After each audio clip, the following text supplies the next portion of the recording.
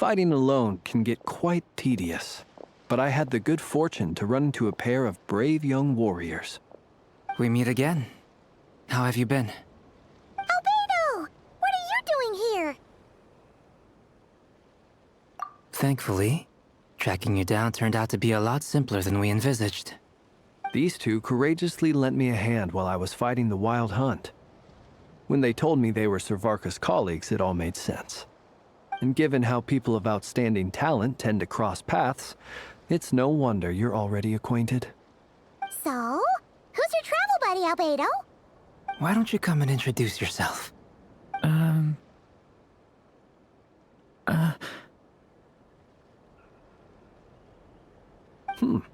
A gentleman of few words, I see. And a rather stern countenance. I presumed you were acquainted with him. Is that not the case? It's nice to meet you. Again. We've technically met before. Wait a sec! You're Minnie Durin! That's right. It's me. I'm glad to see you again. By the way, he says it's okay if you drop the mini. Yeah, I'm not as mini as I used to be. Interesting, isn't it? The first step towards blending into human society appears to be reflecting on whether one's name really reflects who they are. Wow! You look so different! In a good way, of course. It's great to see you looking so healthy. Thank you, Paimon. And although you're as mini as ever, I understand that diminutives don't always convey endearment. I'll be sure to simply call you Paimon as a sign of my great respect for you. Wow! You're such a smooth talker now. Paimon could get used to this. From now on, you may refer to her as your esteemed guide, Paimon. Personally, I think our little Paimon is the perfect size. When people call her Little Paimon, it's just because she's so adorable that they can't help themselves. If that's not a sign of endearment, what is? You're absolutely right, Miss Lauma. My brother still has a long road ahead of him when it comes to understanding human relationships. Anyway, speaking of long journeys, didn't Columbina, leave with you? How come she isn't back yet? She's been catching up with old friends. Wouldn't be surprised if she stopped for a cup of tea or 10 on the way back. Uh-oh. People are talking about me. Hope it's nothing negative. Judging from your expressions, I'm guessing it all went well? It's getting crowded here. I'll go grab some chairs. No need. This is a job for an alchemist. I'll whip some up momentarily. Thank you for your hospitality, ladies and gentlemen, but I was merely escorting my friends back. I'll be meeting Sandrone shortly, as we still have some things to discuss. It's been a pleasure, everyone. But this is where I'll say goodbye. We really appreciate your help. Oh, come on. Spare the formalities. I'm just glad I could help out some true friends. I understand. Well, bye for now, Harlequino. Oh, this place is hopping. It's probably a good thing one of us left. Otherwise, we might not fit all these people in. Are you saying we're about to run out of chairs? As a matter of fact, I am. Come on in and see for yourself.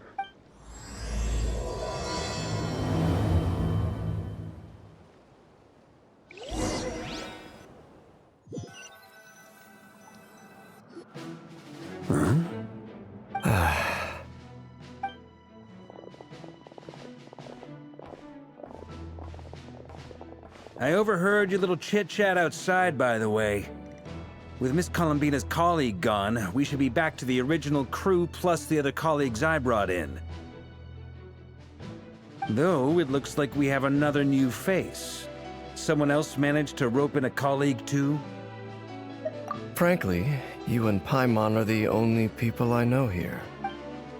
This here is Deanslip, colleague of Tibet's greatest guide, Paimon, and greatest adventurer, the Traveler. Well, not exactly colleagues, more sort of friends. When someone else jumps in to do the announcing, you know you're speaking to someone important. Let's hear what he has to say. Note to self. Once Paimon knows your name, the rest of the world will soon follow. When he comes looking for us, it's usually something important. Paimon's guessing you've heard about the Wild Hunt, then.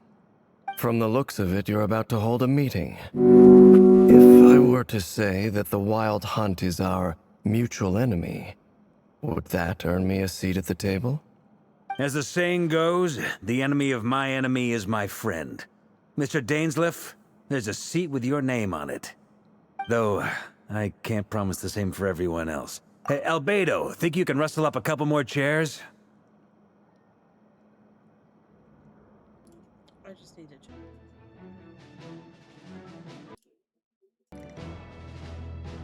Okay, anyway. After all this time apart, Grandmaster Varka's first order is to rustle up a couple more chairs. I've missed this. Is he being sarcastic? Hey, he's your brother. Why are you asking us? I've still got a lot to learn about the nuances of human conversation. Trying to decipher Albedo's way of speaking has been like jumping in at the deep end. Oh, good point. Paimon gets you now. Don't sweat it. There are people who go their whole lives without getting the hang of it. You're ahead of the game already. I wonder what's taking Nefer so long. Perhaps you should go and check in with her. If anyone can hurry her along, it's you. I just got back from the curatorium. Besides, aren't you curious to see what's taking her so long? Miss Nefer doesn't strike me as the type to share secrets. And since gathering intel is her specialty, I'm guessing she'd prefer to keep her methods confidential. Under such circumstances, would it not be tactless for me to impose? Oh, but it's fine for me to impose. What can I say? You have an unrivaled ability to garner people's affection, Miss Moonchanter. Besides, you have far more in common with her than I do. All right then. Impressive. She barely fought back at all. I admire your powers of persuasion, my friend. As I'm sure Miss Lauma will realize soon enough, the trick in life is to always pitch in with other people's responsibilities so that you can be selective with your own. Another trick is to simply hide in the background. Spoken like a true sage. Anyway, looks like we've got some time to kill before the meeting. Let's take a little breather, folks. And feel free to chat amongst yourselves. We'll get down to business once the other two arrive.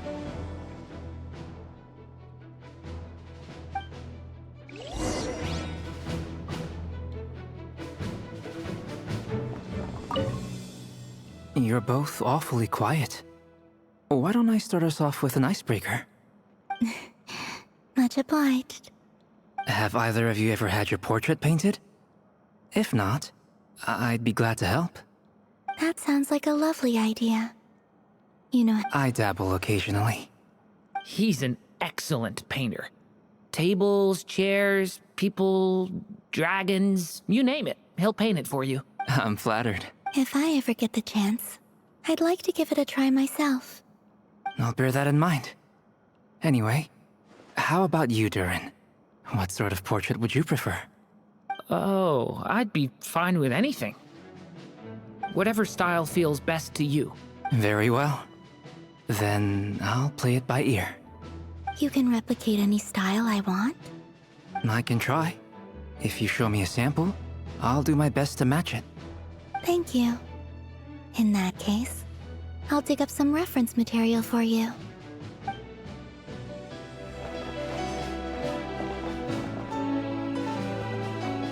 Is there something you'd like to say to me? Yeah! For starters, why'd you just show up here without even giving us a heads up?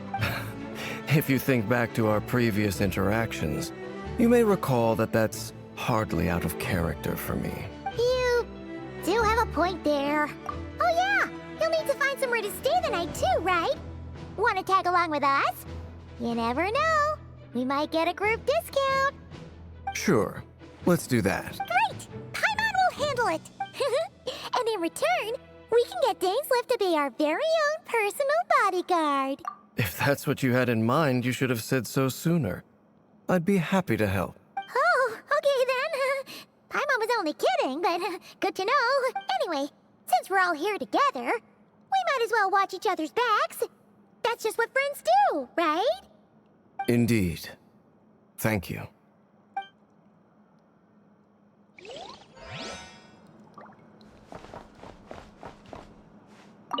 Truth be told, I can't remember the last time I was in a meeting with so many people. You're not alone there, my friend. The Lightkeepers also struggle to bring everyone together for a serious discussion. I don't doubt that. I've only ever met two Ratniki, one being you, and the other being that young guy, Itlua. Itlua is a good apple. I'll give him that. He's kind, honest, and regularly delivers supplies to my lighthouse. A true Ratnik to the core. In that sense, he puts me to shame. So you're what? A fake Ratnik? That's what it sounds like you're saying. But I get the feeling that's not quite what you meant. Come on, why the awkward silence? Sorry. I'm not even gonna bother trying to hide it. You've known all along, haven't you, my friend?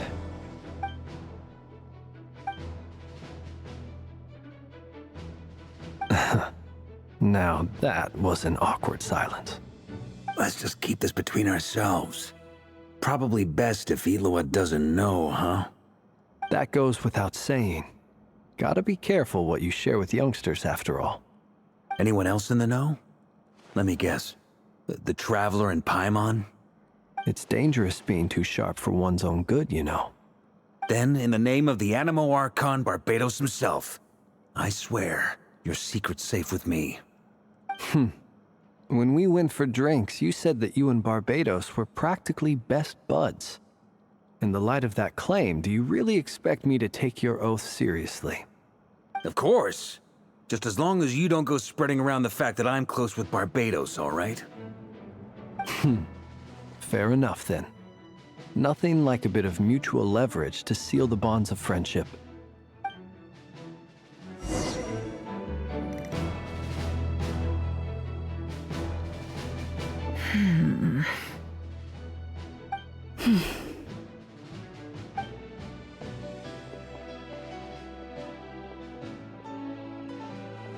Ah, Miss Nefer. You made it after all. But what about Yehoda? I'm here to give you an update on how things are going on our end. Once this is over, I'll be heading straight back to continue my work. I left Yehoda back at the Curatorium to watch over things while I'm gone. So much for just this once. Shh! Not so loud!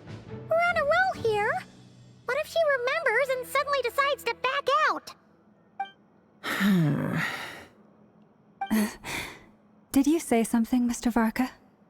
Huh? I didn't say anything. Right, Flintz? Must have been a frog. They get so noisy around here at nighttime. It's like they're putting on a concert in the background. Anyway, before we begin, there's a few introductions to make. Let me start by saying that it's an honor to be speaking before so many distinguished colleagues and collaborators. First up, we have Miss Lauma. As Moon Chanter, she's the leader of the Frost Moon Scions, a local religious community in Nodcry. Then there's Miss Nefer, boss of the Curatorium of Secrets, an intel gatherer extraordinaire. Nefer is leading the investigation into Rerer's background, assisted by Yehoda and Lauma. From the little I've heard, they're making some great progress. Over here, we have Mr. Flintz, a Ratnik and guardian of the abandoned lighthouse. In our last operation, he courageously distracted the Wild Hunt to buy time for the rest of us. For those of you who've never met, this is Mr. Albedo, a renowned alchemist and captain of the Knights of Favonius investigation team. By his side is a new face for us all, myself included, Mr. Durin, who has come to lend his aid.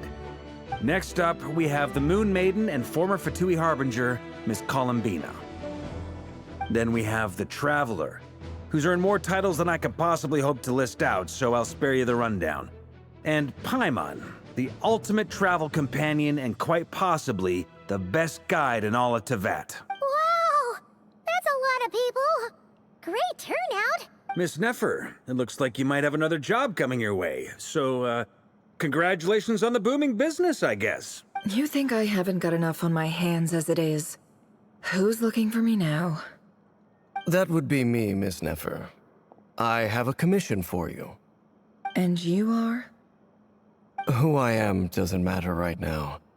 What does matter is that I'd like you to gather more intelligence about the Recher of Solnari.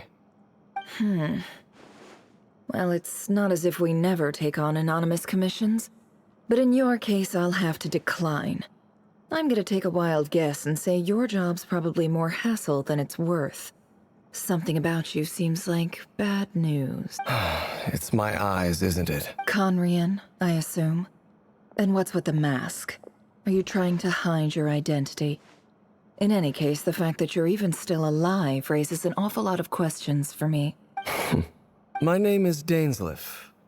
And yes, I am from Conria. As I'm sure you're aware, the Recher of Solnari's real name is Rerir. He was once an acquaintance of mine. Really? Then you must have been quite an influential figure yourself. You flatter me, but none of that matters anymore. My point was simply to clarify why I have asked Miss Nefer to investigate Rerir's background. So you're both from Conria, and it sounds like you used to be friends? What am I missing here? Surely you already know how he became one of the Five Sinners. I'll tell you everything I know. The history of Conria, the names and identities of the Five Sinners. I remember it all like it was yesterday. I have never spoken openly of this before. But the truth was exactly as people say. The Five Sinners were each driven by their own desires, and it was by playing upon these that the Abyss tempted them to their fall, tearing Conria apart in the process. The visionary, Vedifenir, who wished to foretell the future. The wise, Haroptatir, who sought limitless knowledge. Gold, Rhindaughter, who desired to create life. The foul, Surtologi, who pursued supreme strength. And last, but not least, Recher of Solnari, Rerir, Ravager of the Moon. Of the five, Rerir is the only one who remains a mystery to me. He never harbored grand ambitions. So what changed in the space of a single night? How did he come to fall like the others? In other words, you're saying that his change came as a shock to you, and you have no idea what actually happened? That's right. You mentioned how the Abyss tempted them, which led to their fall. But what did that look like in practice? And what other context can you give me about the events of that time? The more detail you can give me, the better. Strangely, now that it comes to it, I hardly know where to begin. The fateful night took place during the era of the Eclipse Dynasty. One day, my elder brother, the visionary, Vedifenir, was summoned to the palace by the Vinster King, only for the king to gouge out his eyes and cast him into the dungeons. When I came to hear of this, my fury knew no bounds. I gathered together every ally I thought I had, and together, we set a night to storm the palace and free Ved. Centuries on, the memories of that night still haunt me like a never-ending nightmare. We broke through the palace gates, just like we had planned, each striking towards our separate targets. But then, I was betrayed. Even Vedifenir, the very person I had come to rescue, abandoned me and partook of the Abyss's power. So, it's personal after all. Then tell me, Mr. Dainsleif, what price are you willing to pay? You, of all people, must know that nothing comes for free. I cannot say what price would be worthy of such a commission. But know this. Rerir was not always a madman. Believe it or not, there was a time when he was just an ordinary man, working for the Conrian Intelligence Service. Uncovering the truth of Rerir's past is the only way to unravel this mystery. But before you decide if you will accept my commission, I will tell you more about him. Enough, I hope, to help you plan your next move. Sounds pretty good to me. Feels like we just flagged down a random passerby, only to discover he's actually a master strategist who has a score to settle with our enemy. Can I borrow your halo? It could be useful in the lighthouse. Hey, enough with the wisecracks! Besides, isn't that lamp of yours bright enough already? Relax. It was meant to be a compliment. If that was a little over the top for your liking, I'll make sure to tone it down next time. I'll give your proposal some serious thought, Mr. Dainsleif. Let's speak in private once the meeting is over. Before that, there's a few things I'd like to share.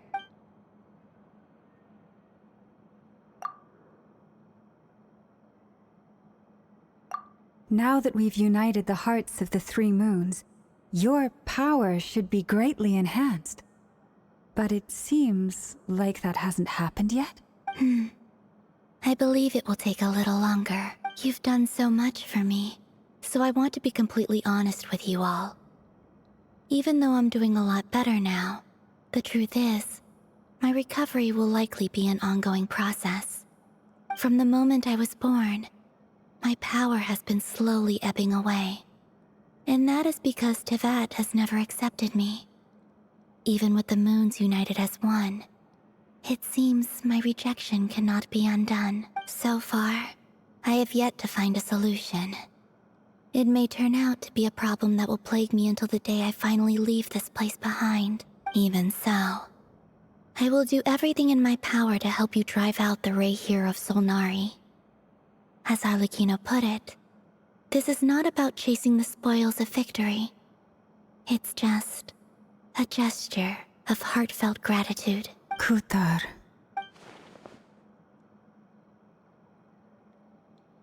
Defeating the Rayhir of Solnari will be no easy task. While my strength slowly recovers, we'll also need to gather more intel. Naturally. We should take all the help we can get if we hope to defeat him. We've considered several viable plans now, but our choice hinges on the answers to a few key questions.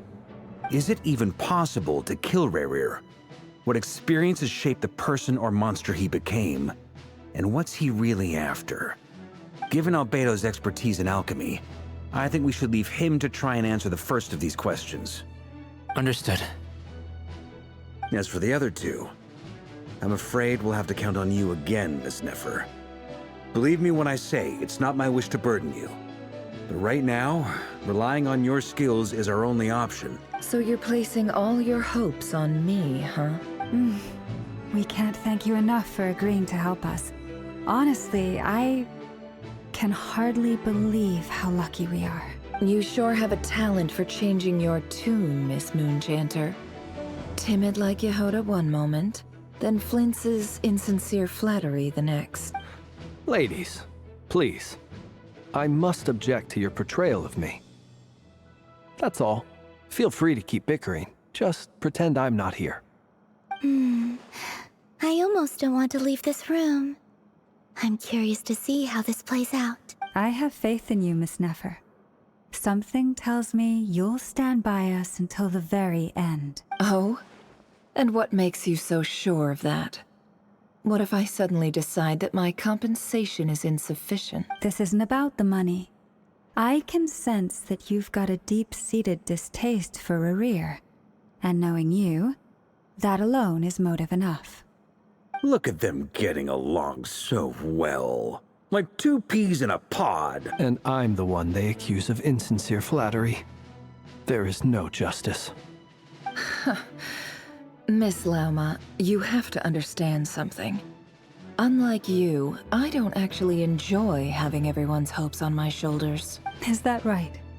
Well, Maybe the fact that I'm willing to put my hopes in other people says more about me than you. But the fact is, I also trust you. And that's because I know that you're someone we can count on. Anyway, we've got our plan, so let's get moving. Mr. Dainsleif, let's talk. And Traveler, once we're finished, if you've nothing else planned, I'd like you to come with me. This whole experience is teaching me a lot. For instance, I now know that when other issues come up in the future, I'll have far more luck getting Lauma to convince Miss Nefer than trying to do it myself. Hate to say it, friend, but that's one of the funniest things I've heard in a while. Why? You think I've got it wrong? Quite the opposite.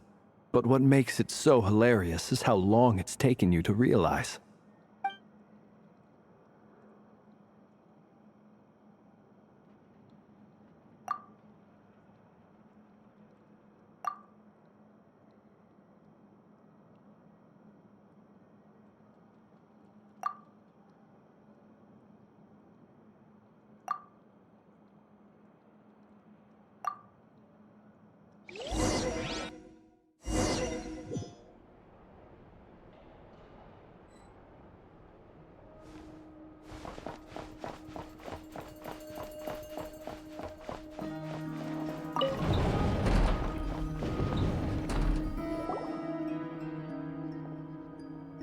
Thank you for waiting. It's okay. We actually used the time to help Dainsleif get a room at the hotel. That's very considerate of you. Now, I trust you share my curiosity about Rarier's past, and you seem fairly familiar with Mr. Dainsleif already.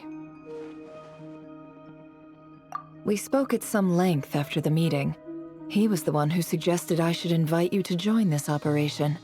He feels confident that these secrets will be safe with you. Dane has a lot of faith in us, that's for sure. Likewise.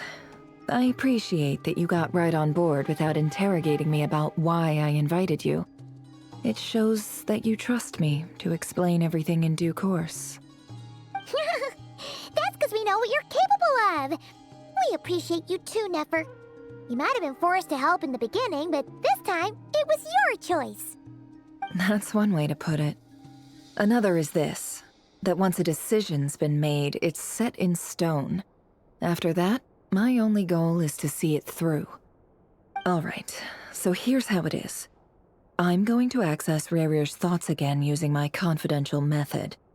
Now, I'm sure you've seen things like this before on your travels, so you're surely well aware of how dangerous it can be. The reason I've gathered you all here is to ensure my safety during the proceedings. I plan for us to enter the fragment of his consciousness together, and once inside, I will focus on searching for information.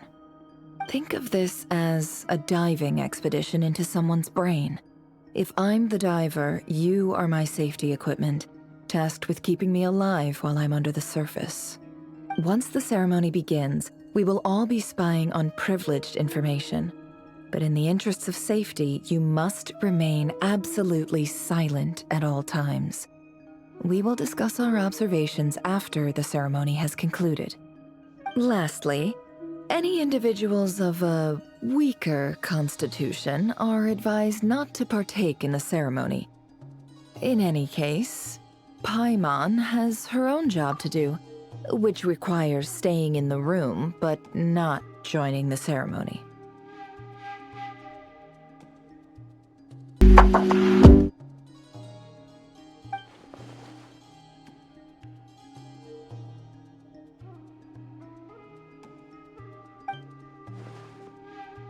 Well, good luck, everyone.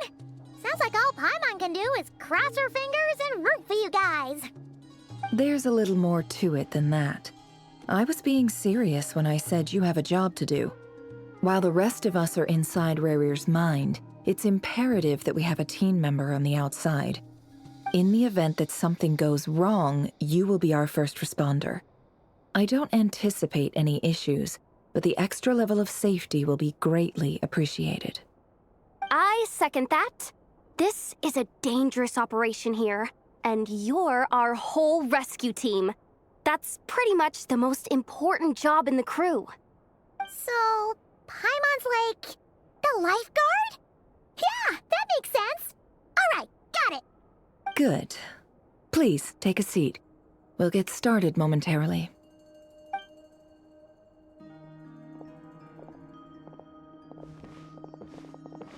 So, did Mr. Dainsleif tell you anything else? He told me that he believes Rarier kept some big secrets in his life.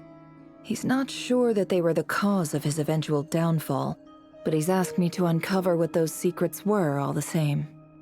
But surely you're not planning to go through with this, no matter the cost. If you think that, you'd be overestimating me. I'm a businesswoman, not a mercenary. But I do have my own professional reasons for taking this job. You think I'd turn down the opportunity to get a first-hand glimpse into Conrian history? No chance. Well, as long as you don't let morbid curiosity get in the way of safety concerns, we're good. We'll do whatever we can to help you. What's up, El Choo Choo?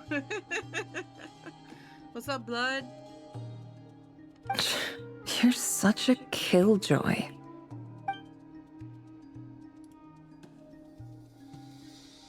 Well, just doing laundry and playing games before I have to go to bed for work, and I got the hiccups. I'm waiting for Luigi to eventually scare me so that it'll go away. Right, babe? That's right. All right, What's I'm up good with to you? go. All set over here, too. Promise, Paimon, you'll be extra careful. All right. Let your whole body relax. We're about to begin. Close your eyes. Are we gonna get this thing?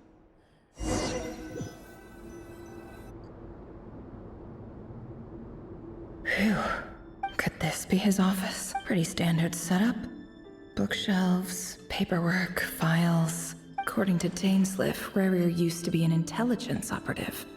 Chances are there's plenty of top secret intel stashed away in this room. Is this where you keep your secrets, Rarier? Can't say I'm not looking forward to this.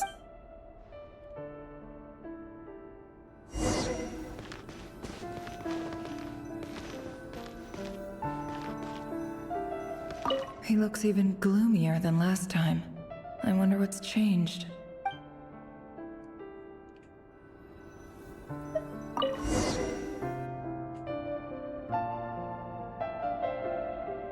Today's files are in. Time to wade through them, just like usual. Male, 51. Occupation, cook. Confirmed Crimson Moon descendant. Has maintained frequent contact with other descendants over the past year. Poses a threat to the dynasty. Neutralized.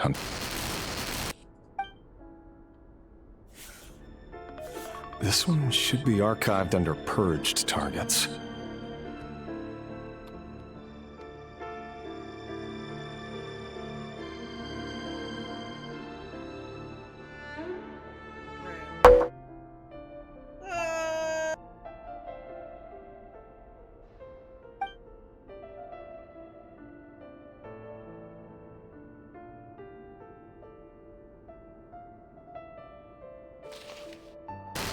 Female, 23.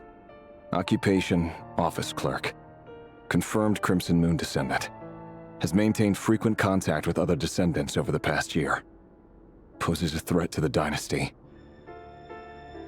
Neutralized. Another one for purge. Sounds like she was that other man's daughter. Never mind. What's it got to do with me?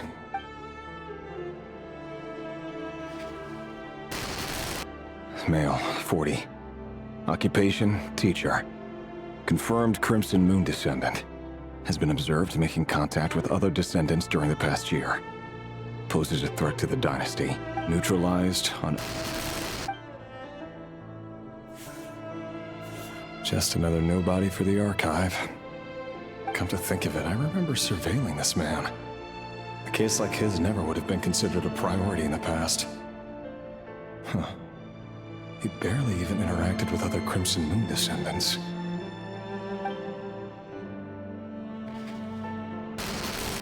Female, 16. Occupation, none. Orphan and confirmed Crimson Moon descendant. Has been observed making contact with other descendants during the past year. Poses a threat to the dynasty. Neutralized on... Filed. I have no recollection of this girl. None whatsoever. She doesn't seem to be anyone important, but then again, how many of them really are?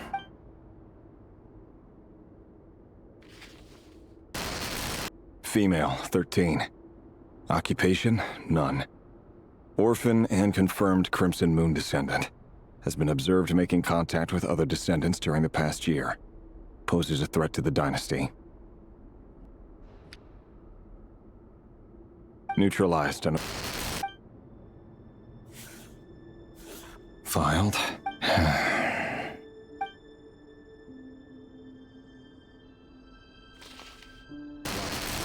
Male, 11. Occupation, none. Orphan and confirmed Crimson Moon descendant. Has not been observed making any contact with other descendants during the past year. Poses a threat to the dynasty.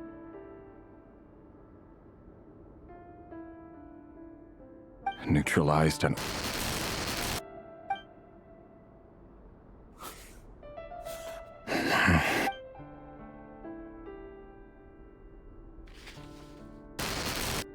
Male.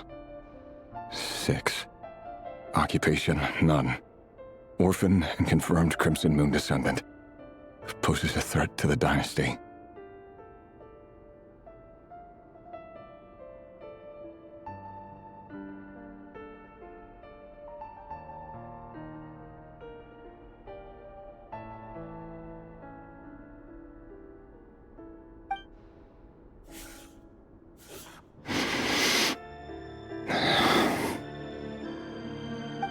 It's funny, isn't it? Your job is becoming both harder and easier at the same time, depending on how you look at it. Sooner or later, the Crimson Moon descendants will be completely wiped out. But as their numbers dwindle, they become harder and harder to track down. That's not how it is. Fortunately, however, most of the able-bodied adults have already been taken care of. The remaining weaklings will be increasingly easy to deal with. No!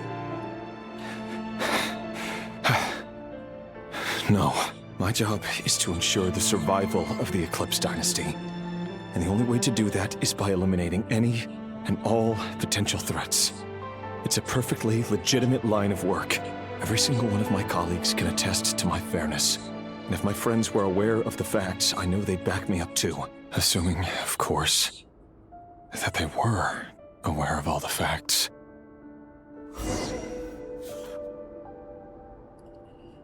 All of these people that they've killed, they have, like, gone down in age. Like, the youngest that they've killed was 6 years old. In this game. It's fucking crazy. Like, I think he low-key felt bad for killing all these kids.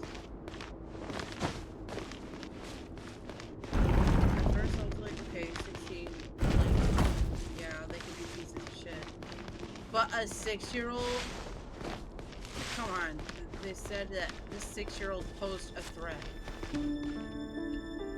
Mr. Vedifalnir? It's been quite some time since we last met. Revier, I trust you're here because you have something important to discuss. Forgive me. I wasn't tuning out, it's just, I noticed you didn't even phrase that as a question. As if you knew I was coming. Tell me, does someone in your position ever feel the need to ask questions at all? It is indeed within my power to foresee certain things. Things like your arrival. I was just thinking. It won't be long before I'll be inviting both you and Dane to my wedding. That isn't a lie. but nor is it a fact as such. It's a wish, isn't it? No fooling a prophet, is there? Ever since that day we met for drinks, I knew it was only a matter of time before you came looking for me. Does it feel good? Knowing how the future will unfold. I'm afraid the notions of good and bad fail to capture the complexity of what such a power entails. Once you've seen what will come to pass, it can be all too easy to succumb to fear and melancholy. Unless, of course, you learn to abandon these feelings. You fear my silence, and long to hear the words I left unspoken that day. That's right. You must have noticed my reluctance to broach the subject. And the reason is simple. Because the truth could never have lived up to your hopes. For both our sakes, such words are better left unsaid. The burden of prophecy was never meant for your shoulders. So who exactly do you deem worthy to hear your prophecies? None but our exalted king? Or rather, our king as he once was. You're closer to his majesty than I am. You must know better than anyone how much he's changed. You say that as though it is to my benefit. Yet precisely because of that, I dare not speak rashly. A king can turn out to be the most virtuous of rulers, or a tyrant more terrible than the most vicious of dragons. You are so wise and far-sighted, yet still you would have me live in fear of the unknown? You make a fair point. Especially given my silence alone was all it took to send you spiraling downwards. Very well then, let me offer you some advice. And I say this not as a prophet or a visionary, but simply as the brother of your friend. For many reasons, there is very little chance of your marriage ending in happiness. If happiness is what you seek, you should find another fiancé.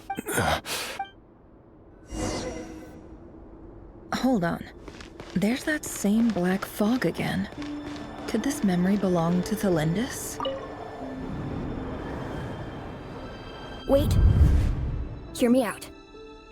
This time we finally got a clear look at his face and learned his true identity. His name is Rayrir, and he claims to be one of the king's guards. What did you say? A cruel irony, isn't it?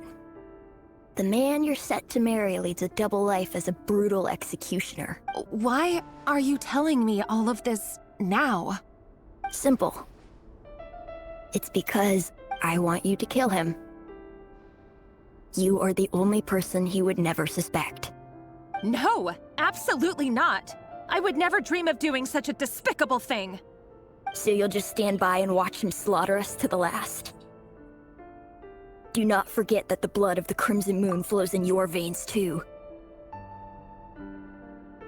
Okay, maybe I don't feel as bad. This kid looks like a 6-year-old.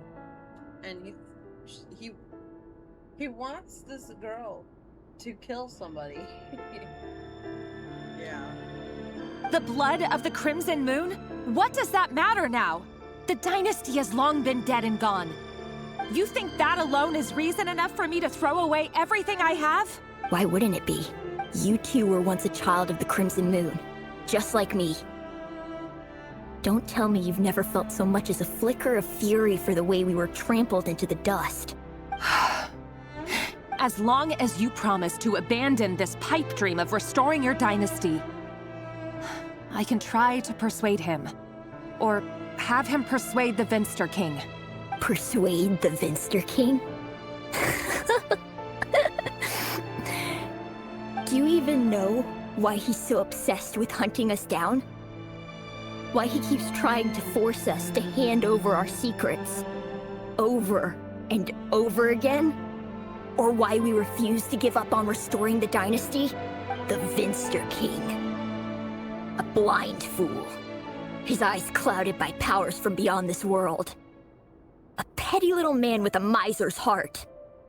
And he dares to sit upon the throne? Mark my words. Sooner or later, Conria will fall. And it will be his doing. If you can't bring yourself to do it, so be it. Just you watch. It won't be long before calamity descends upon us all. The Rehir of Solnari. That really is quite a secret you've been keeping from me, Rerir. But who am I to talk? Am I really any better?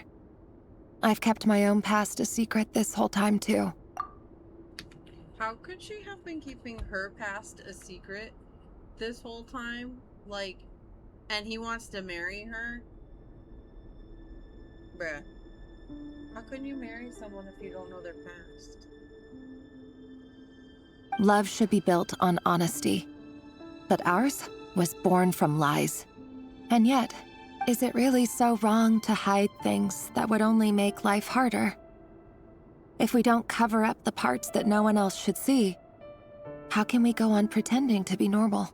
Vedifulnir must have known all this. And that's why he made his prophecy.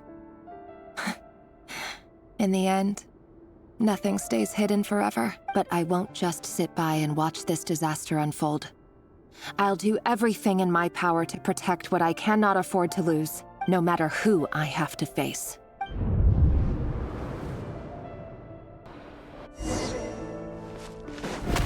Huh? Was that Rerir who just walked past the window? Doesn't it give you the chills that he still takes the same road to work every day? As if nothing ever happened. Those people at the deli. Enough already. They're clearly pretty taken by their own disguises, so just smile and play along. Pull the rug from under beasts like that, and you'll risk having your throat torn out. Deli. But surely you can see he's not the man he pretends to be! So many have died already, and they say that the king's madness grows with each passing day. We're not going to survive this, are we? But why does it have to be this way? Do we really deserve to die just because of the blood that runs through our veins? Felindis, are you even listening? Sorry, Freether. My mind was off wandering. I heard you, though. You're talking about what Rerir said. He's just following the king's orders. He's a secret agent, and it's his job to hunt down rebels and dissidents. By the time you first met him, he'd already taken lives. Maybe he was using you from the very beginning. No. Rerir has no idea I have anything to do with the Crimson Moon. My family are only distant relatives of the main lineage, and besides, my eyes are perfectly ordinary. Truth be told, apart from my teacher, pretty much no one knows I have any connection to any of it. It's been a long time since my family severed ties. But as Orlog said, who could possibly talk sense into that raving lunatic of a king? No one. I'll work something out. Trust me, I'm with you all. But for now, you need to keep yourselves hidden. Don't let anyone find you, anyone at all. Don't forget that Rerir is an Eclipse operative. You need to be extra careful when he's around. And when I am too. For now, don't come looking for me. And if anything happens to me, just act like we've never met. If even you can't escape this, what hope do the rest of us have? But after all this time together, surely he wouldn't lay a hand on you. I won't speak in his defense. Nor can I give you a clear answer to that question. But I'll do everything I can to put an end to this. Here, hold on to this. If an opportunity to escape presents itself, take it. You'll be glad you took some spare change. You call that change? But what about you? I've got a job, and there's still money coming in. But you can't go anywhere right now. Please think about yourself for once.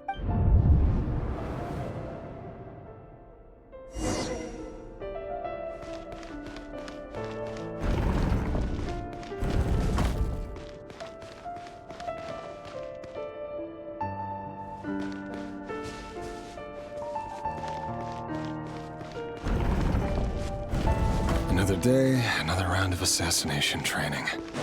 Training ground is just beyond this hidden passageway. When you kill a person, doesn't it bother you when you end up covered in their blood? Why would it? Aren't we all just walking? Make sure you have a firm grip on the handle. Then choose your angle well. Keep your movements light and brisk. And the prey won't sense a thing. I doubt that. I'll bet no one's ever done a quiet death in your life. My work clean. No traces.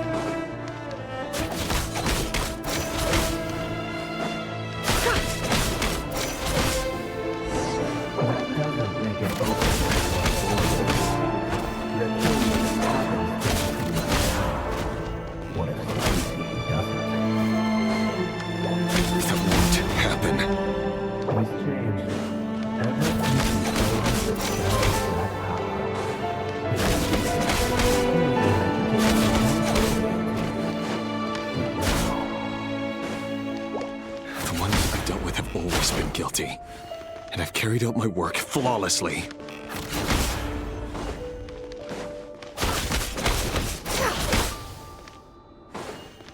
No more lies.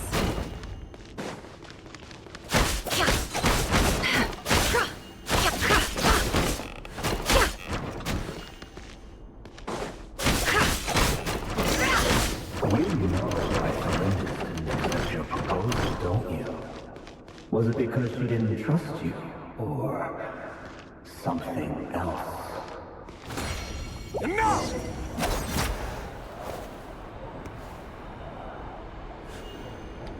Oh, fuck. No way.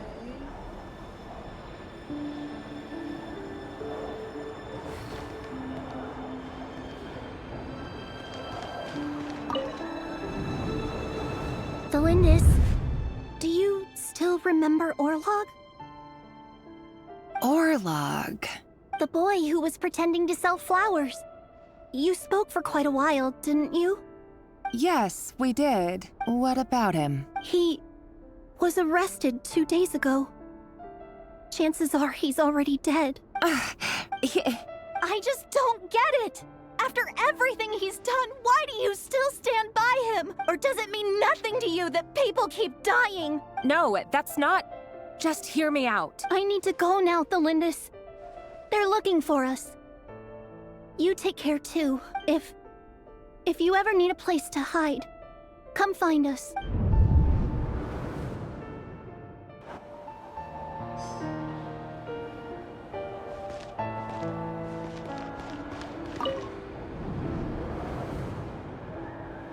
Author, Thelindis. Over the course of this week, the research object was subjected to interference for a total of 47 hours for experimental purposes. The results are as follows. All subjects of observation that were sent inside have now... The situation within is proving more problematic than anticipated. No progress whatsoever. What now? Won't you give me even a glimmer of hope?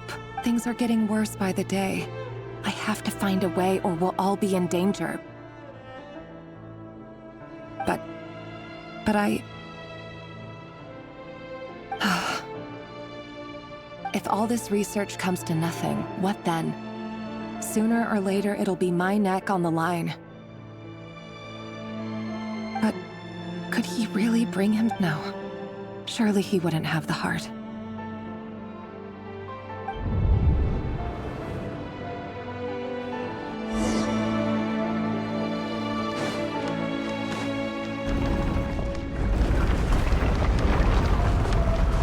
Why won't you just let us go? We don't even know each other. All we want is to live ordinary, peaceful lives. You want... to live?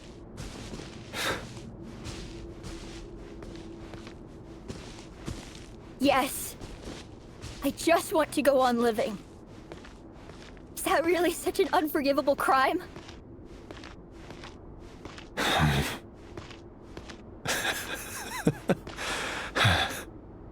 You want to go on living. I want to keep living too. To keep living forever. That's why I have no choice but to continue on the path I'm on. If only some savior would suddenly swoop down and change the way the world is. Too bad that's not going to happen.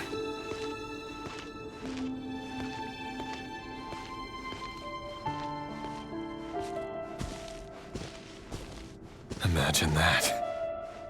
If there really were such a person, you and I wouldn't be standing here like this, would we?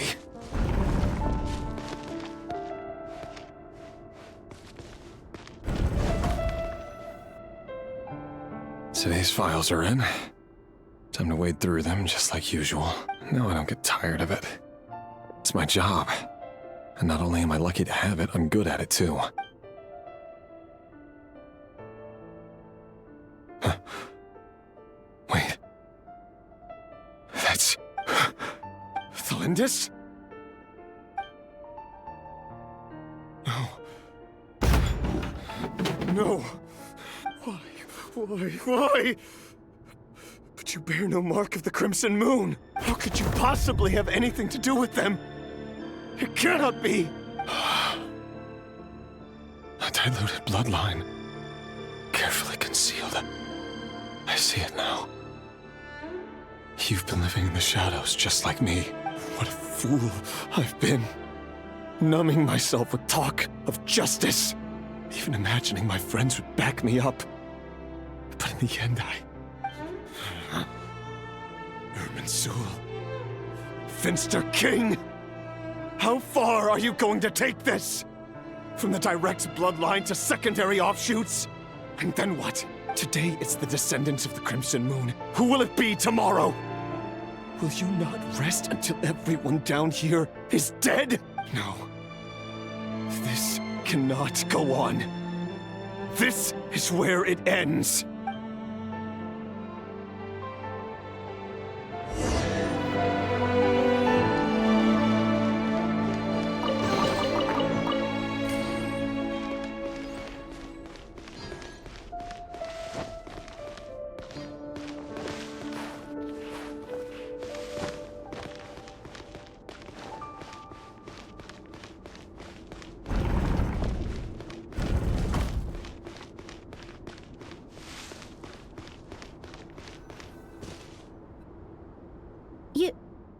You're really letting me go? I am. As long as you can guarantee that no one will find you. Don't worry, I'll be extra careful. No one will know I was here, but what about you? Me? If you let me go, you won't be able to complete your mission, will you?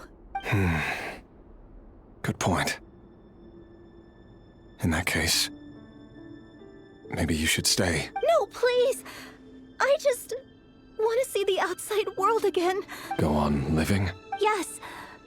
I know you're a man of your word. So please, just let me go. If I let you leave, what will become of me? Just kidding. Go. But remember, don't let anyone know you were caught. We'll be seeing each other again very soon if you do. Even shadows in the dark must live by a code. But you can't save everyone. You've been whispering in my ear for days now, Vedifilnir. What are you trying to do? Break me down? I only say this because you long for an answer to your problems. Let her go, Rerir, or you risk losing everything. I will not abandon Thalindis. Then you'll need a little more vigilance and a lot more power. The world is changing, Rerir. Keep your eyes peeled for your moment of opportunity. And that voice used to be so unclear. But now I know exactly whose it is. It's Vedifilnir. He won't tell me how to actually resolve any of this, but he keeps trying to manipulate me like a puppet. What's his game here? Tell me then. What will this moment of opportunity look like? And no answer. He's like a ghost. Always disturbing me when I'm on edge, but never answering when I need him most. So, the Eclipse Dynasty was purging, well, massacring the descendants of the Crimson Moon.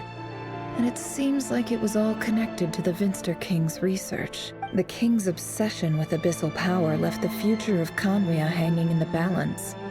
No wonder every aspect of Rerir's life was so unstable. And it looks like this Thalindis, Rarir's would-be fiancée herself belonged to a sub-branch of the Crimson Moon Dynasty's descendants.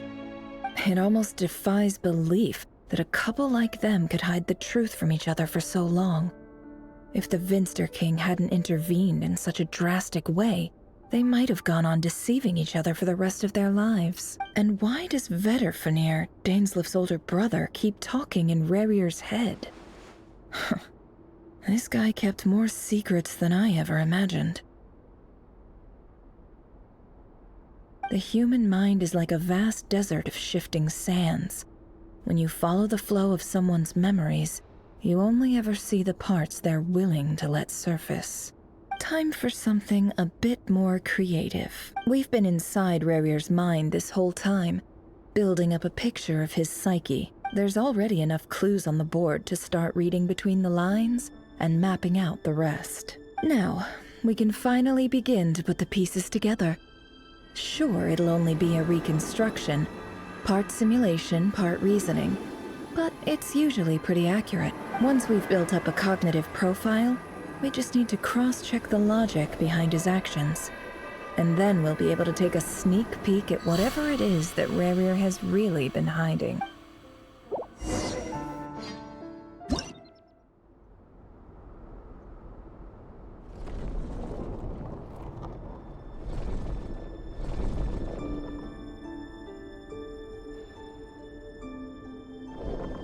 Rarir, are you there?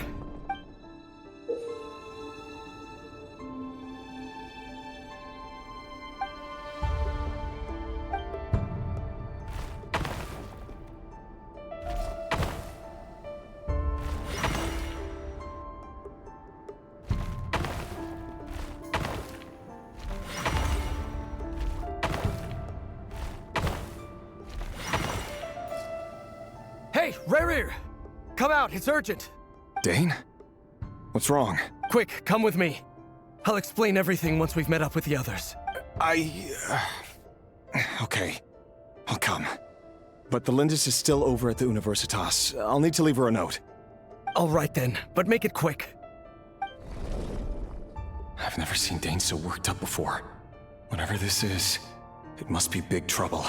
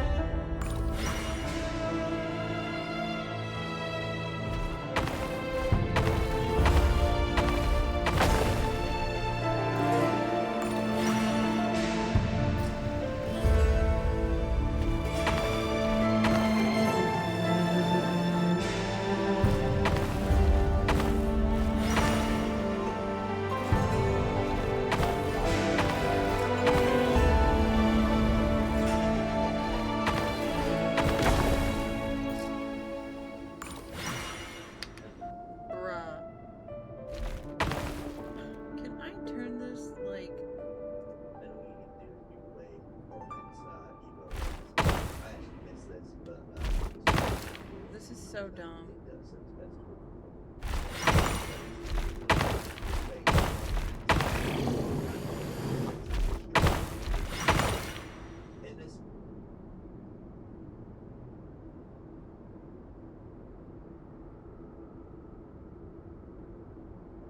Well, this is a nice change, meeting you all at this hour. When men and women of ambition can speak face to face in broad daylight, I say that's a big step forward for our dear Conria. Don't be ridiculous. We do not fear the day. Why would we seek refuge in the night? You might ask your blade that same question.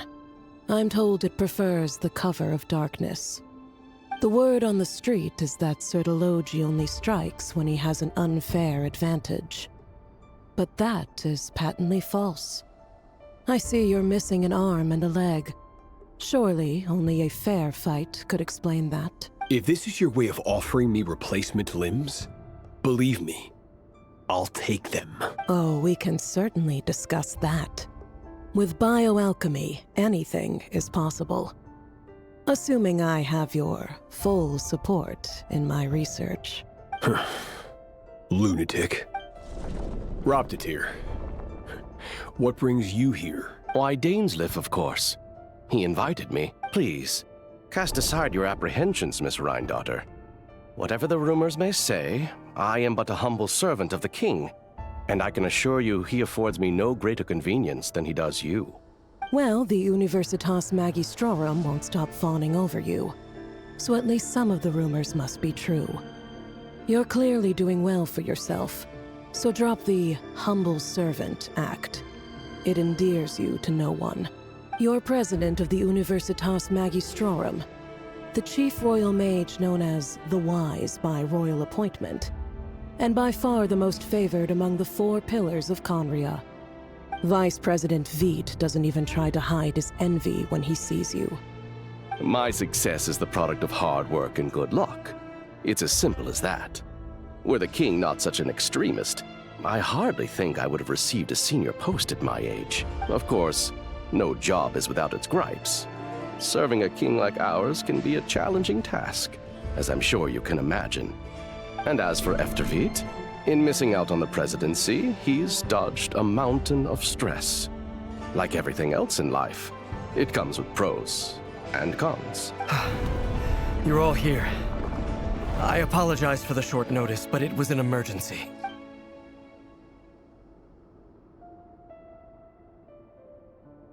You must be Rurir. Mr. Sertologi. Yes, I handled your case file during your sentencing. Nothing personal, of course. I'm pleasantly surprised that you remember me. You're clearly a person of substance if you've been invited here. But Dainsleif, you'd better have a very good reason for convening this little gathering. It's my brother, Vedalfenir. After he spoke at the court this morning, the king was so infuriated by his words that he had him blinded in both eyes and thrown in prison. Vedalfenir in prison? Strange. I thought the king trusted him and Horoptatir more than anyone else in the world. Does this mean the king's circle of trust just got even smaller? It has nothing to do with trust. It's about what the king wants, which is as clear as day to anyone paying attention. I simply appease him, because it's in the best interests of the Universitas Magistrorum. And also because you're slimy. Vedalfenir, perhaps less so. But still, a visionless visionary? It rather inclines me to think that qualifications are not what get you ahead in Conria. Do you honestly think this is an important discussion to be having right now? Dane, what are you planning to do? Rescue Vedalfenir, I assume. Correct. It will mean storming the palace by force. Tonight. I need all of you on my side. That's far too dangerous. And don't forget, Dainsleif, you're captain of the Royal Guard. You swore an oath to the throne. You've been planning this for a while, haven't you? I have no desire to commit treason. But whatever critique the king may have of Vedalfenir, disfiguring your most loyal subject for putting the best interests of his court and nation first, this is not the conduct of a wise ruler. My blade will force the king to see the error of his ways. So, Vedalfenir's prophecy enraged the king. I'm sure it wasn't what he wanted to hear, but if he won't take counsel even from the visionary, that is deeply troubling news. The extent of His Majesty's madness is now all too clear. The question is, how does a man like me get out of this situation unscathed? You have noble ambitions, Dane. But I'm afraid they don't do much for a guy like me. I'm not interested in saving the world. All I want is a letter of pardon. A letter of pardon? For whom? Thelindis? The chances of the Vinster King issuing a pardon for anyone connected to the Crimson Moon seem vanishingly slim.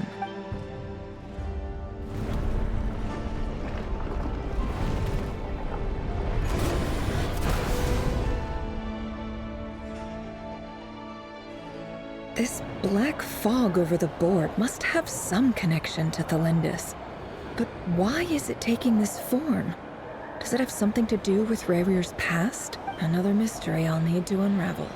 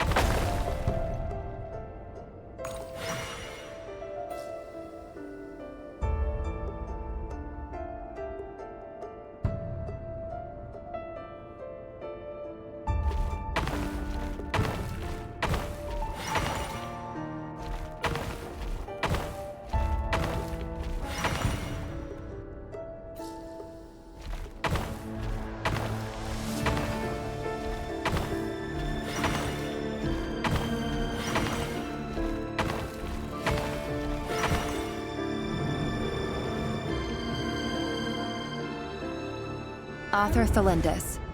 Over the course of this week, the research object was subjected to interference for a total of 60 hours for experimental purposes. The results are as follows. Research dating back to the Crimson Moon dynasty has established 2 points regarding moon marrow.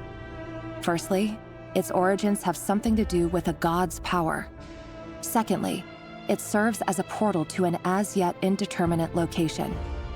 Moon marrow can thus be defined as a spatial gateway.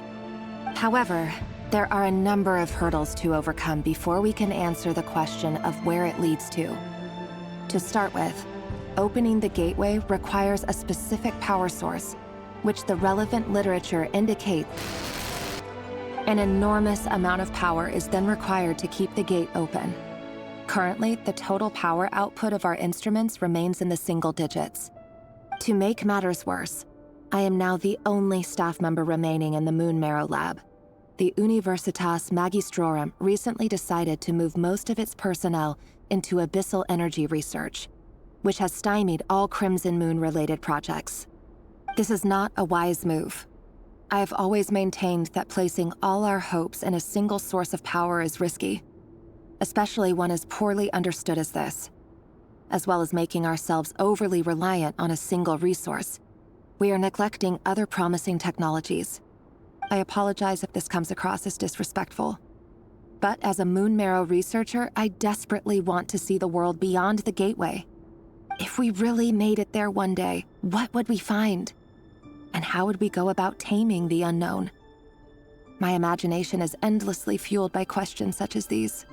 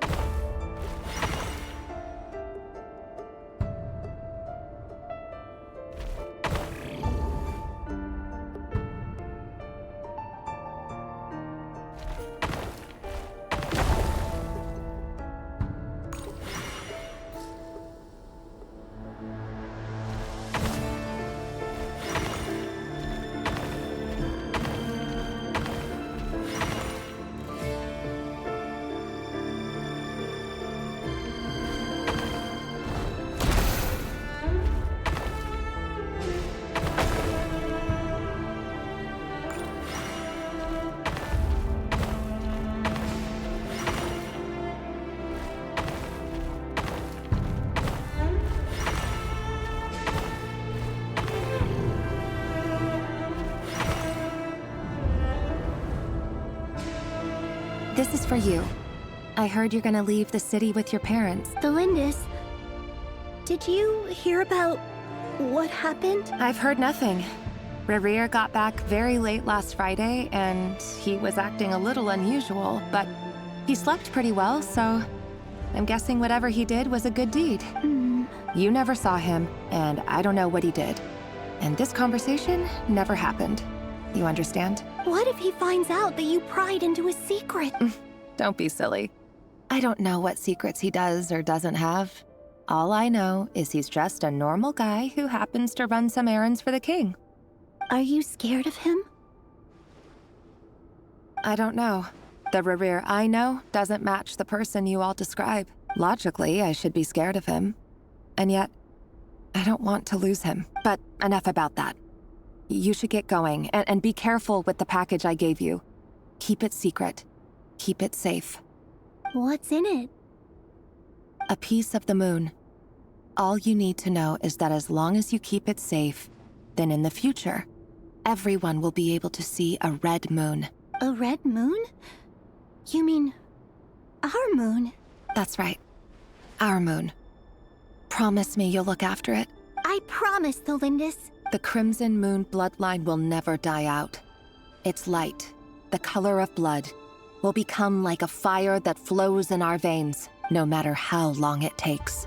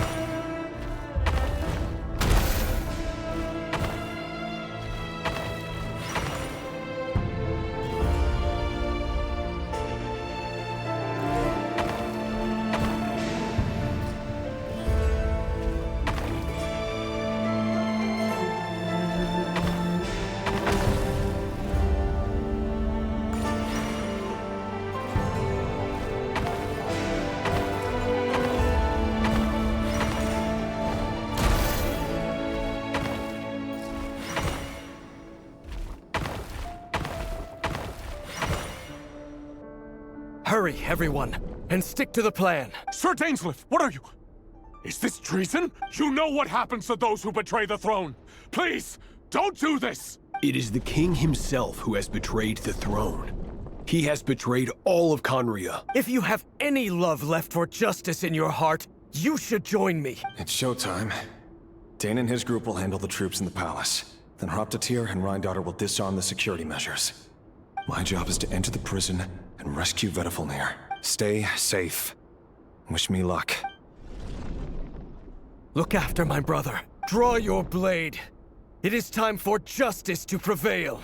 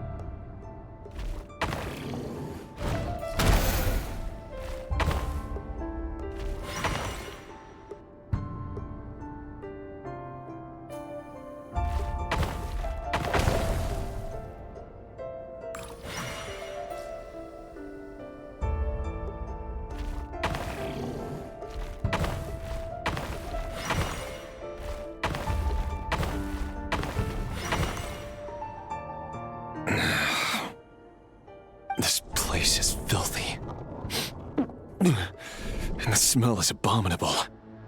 Clearly, the king doesn't allow his prisoners a single shred of dignity. This is dire. Found you. Hello, Mr. Vedafilnir. It's you. Surprised? Oh, wait. I guess surprise isn't an emotion that prophets feel very often. I certainly felt some surprise in the moment when I was blinded. Surprise at the king's sheer ignorance. Surprise at just how unfairly this world responds to words of earnest remonstration. I'm curious. What did you prophesize this time? It wasn't a prophecy. It was a word of warning. Someone had to say it. The king has forsaken all reason in pursuit of his obsessions. I simply told him that if he continues on this path, Conria will surely fall. But he didn't listen. Worse still, he stabbed you in both eyes and locked you away. Dane asked for my help. The court is in complete chaos now, but I'm sure you predicted that. Everything is transpiring as I foresaw, yet I am powerless to change it. Fate is an immutable force. I can but lament as the inevitable unfolds. I do wonder whether giving a man the power to see the future does nothing more for him than slowly crush his spirit. Forgive my curtness, Vedafilnir, but the king did not suddenly turn on you today. His suspicions have been brewing for a long time. You can't have wisdom beyond the reach of your fellow man without attracting his fear and suspicion. There are things the king does not want to see. So, he doesn't want you having visions of them either. He blinded you because he thought this would make the visions stop. He wasn't entirely wrong. I did indeed lose my power to see the future. Right up until... Until what? Just now. I believe I saw something new. Well, tonight could go a lot of different ways. 5 of us banded together to storm the palace, all so we could rescue you. This will go down as the most tumultuous day in Conrian history. I sense hatred in you. But also hope. A desperate hope that with the tyrant deposed, that will be the end of the story. But this is not the end. It is the beginning of a new chapter, in a whole new story. There are many men of honor and courage in this world, Rerir. But you are not one of them. You're not here for justice, are you? You're here for yourself. Is that a dagger? Interesting. Why not the polearm? It was always your weapon of choice. With your abilities, I don't doubt that you were able to recover some of your sight. But I also doubt that you want to make an enemy of me right now. Of course not. We're on the same side, aren't we? We could be. But I need you to be honest with me, Vedafilnir. At this point, you're my only hope for the future. You mean your future? With your beloved, Thelindis? Yes. And I know there are bigger things at stake here. A dynasty, a nation, maybe the entire world. But forgive me, I care first and foremost about myself. I can't abandon the one I love to save myself. I just can't do it. But you see a broader picture of the future than I. You see the solutions to the biggest problems of our age. So tell me, what is my solution? What's the answer? In matters of fate, answers are either right or wrong. What will be and what will not. Maybe you are willing to pay a certain price in the pursuit of happiness, but unfortunately, fate does not negotiate.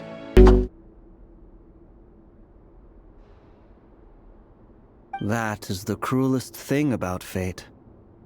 It is unmoved by your sacrifices. That can't be true. I know it's your voice that I keep hearing in my head, urging me to see how the world is changing, to seek more power, so I can protect the things I love. You show me disaster, but you won't show me how to avoid it? Why? Why are you doing all this? My voice. In your head. So, you hear it too. The voice that steals your mind, gains your trust, and drives you crazy. It turns out that we are not so different, you and I.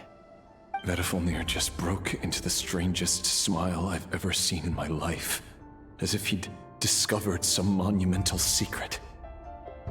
But then he suddenly switched to looking extremely weary. Very well then. My advice to you is as follows. You must persevere. Whatever, for as long as you live, your story with Thelindis shall not come to an end. That is the only chance you have of fighting back against fate. It is up to you whether you believe my words. Regardless, that is all I will say on the matter. I have no right to intervene any further. I will hold you to your word. Thank you for setting me free. In return, I will tell you one more thing that you cannot afford to ignore. Just then, a strange wave of energy rippled through the city. We had no idea what it could mean. If I were you, I would head to the Universitas Magistrorum. The Universitas? I'm sure we'll be seeing each other again very soon, Rerir. Whatever Vedifilnir said, I didn't catch it. I didn't even help him out of the prison. There was no time to lose.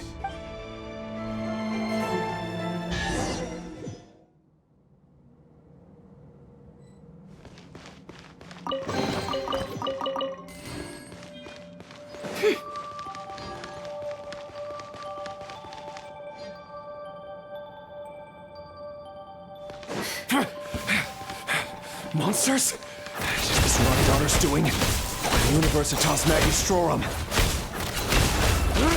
Out of my way!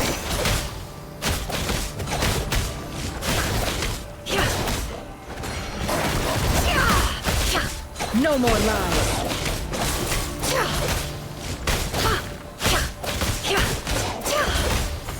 It all adds up. Ready, steady, go! The deception ends here.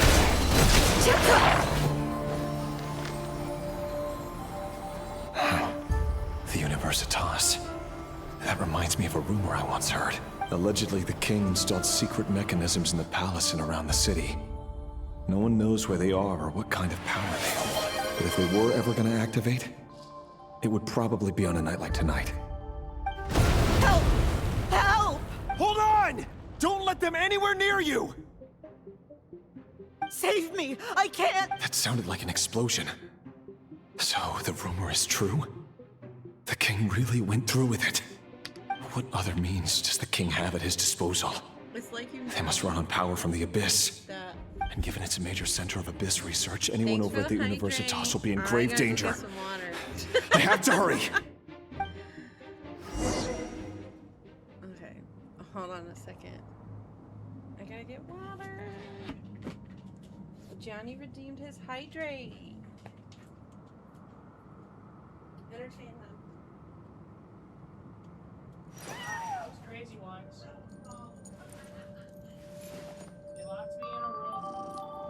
A rubber room. A rubber room with rats. And you wouldn't believe it. Rats drive me crazy. I was crazy once. They locked me in a room. A rubber room. A rubber room with rats. Rats drive me crazy. Rats is a great story.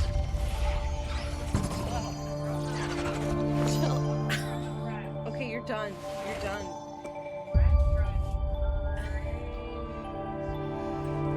Thank you for the hydrate. I've been procrastinating getting my water for a long time now, so yeah.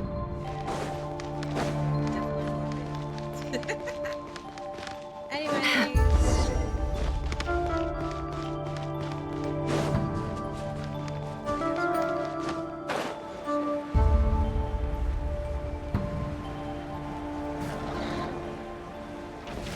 No more lies. It all adds up.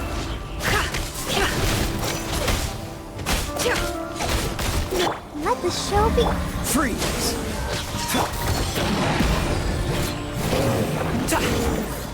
This moment will be frozen in time. Be gone! Windblade! Can't hide the truth. The mystery unravels. Oh, is it? Well, that's good to know.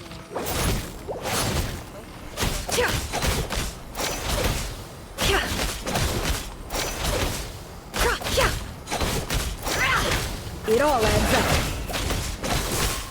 Let's dance. Cool it. Up to it, Manzai.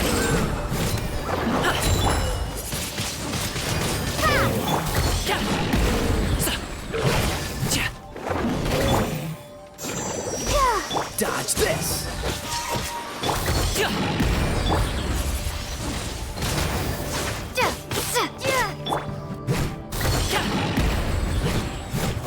Cool it. Don't get frostbite. Windblade! Yeah! Yeah!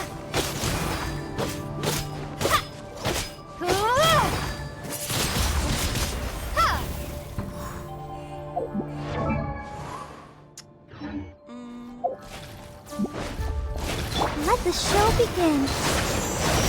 Freeze.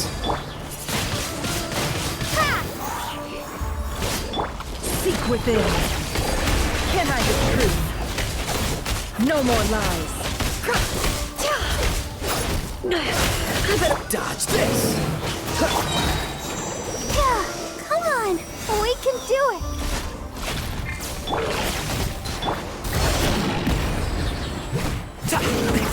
Many happy returns.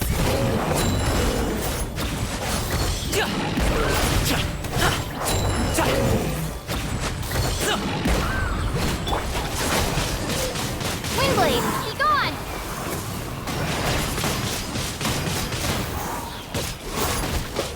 I'll protect us. Freeze.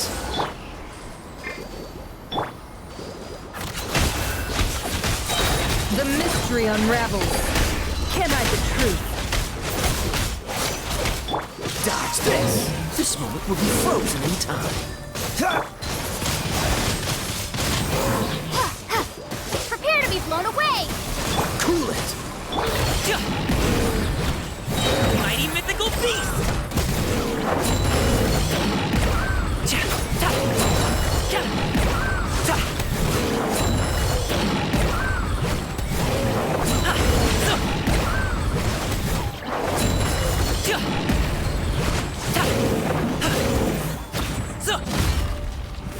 Let the show begin. Dodge this.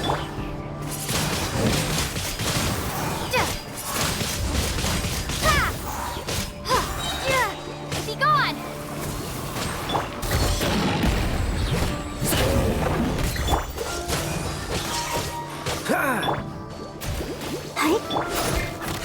The riddle remains unsolved.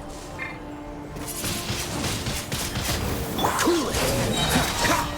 Oh, so sorry. Ah! Oh, well, I guess I'm gonna have to fix it after this. Can't access the stupid settings here. Which is dumb.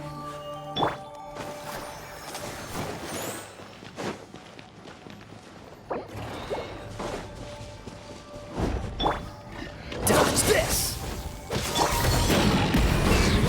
Up to it, Manzai.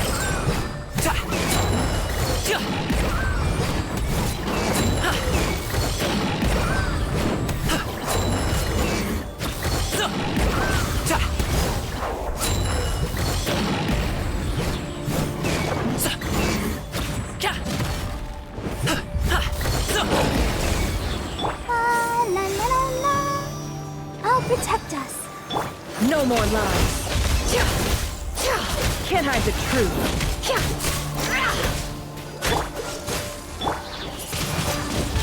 Windblade! Prepare to be blown away! Many happy returns.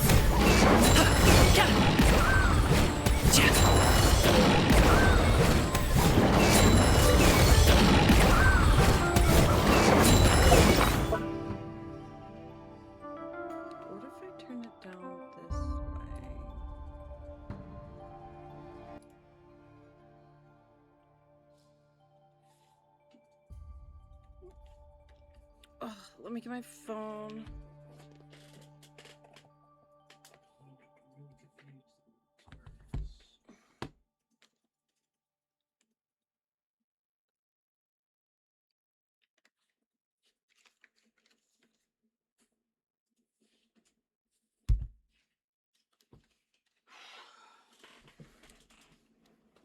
Okay. Let's see if that worked.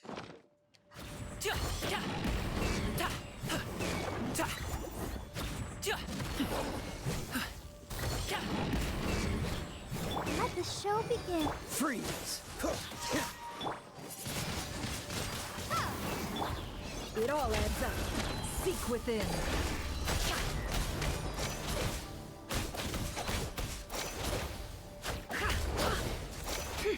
No more lies.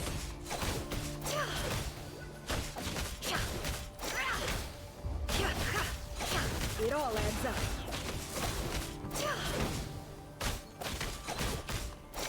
Can't hide the truth. Dodge this! Ha! Don't get frostbite. Ha! Ha! Ha! Ha! Cool it! Ha! Ah! Ah! Ah! Ah! Ah! Freeze! Ha! Ah! Up to it, Monzai!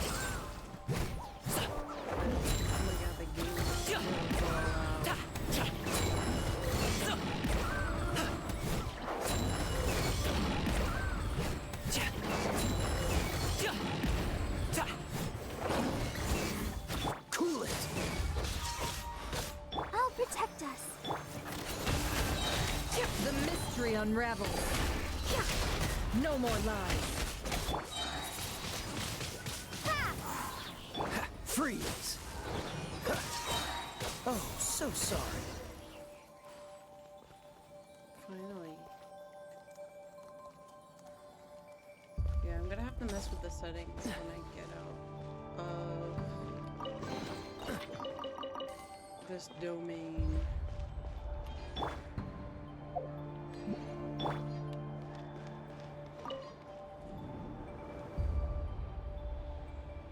Monsters.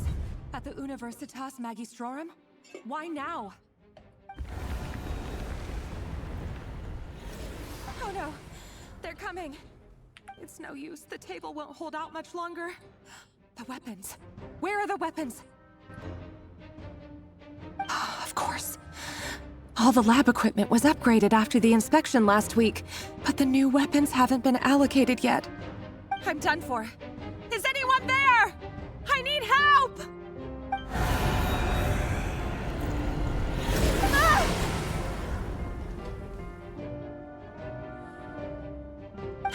Stay back! Please stay back! Please!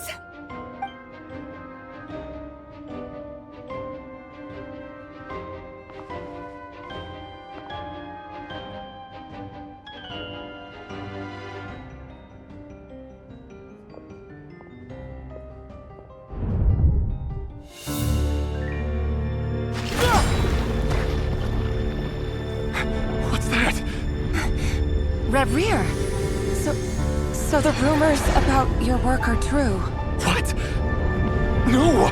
Listen, something happened at the palace tonight. We have to leave! You don't need to lie to me anymore. What do you mean? I know why you're worried, and I will respect the decision you've made. But it's okay, because I found a solution. I know how to end all this. You can have it back. The normal life you so desire. But until then, I'm afraid our wedding will have to wait. Celindus? No, don't do it! Celindus! Celindus!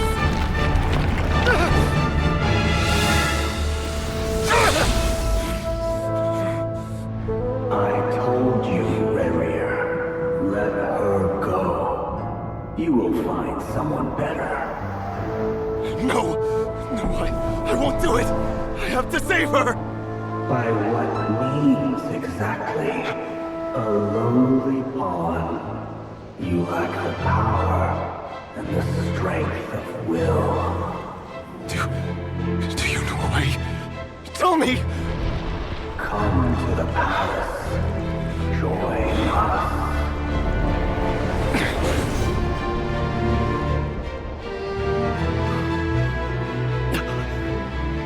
Rare, thank goodness we... Step forth and take your share. You made it. Not you too.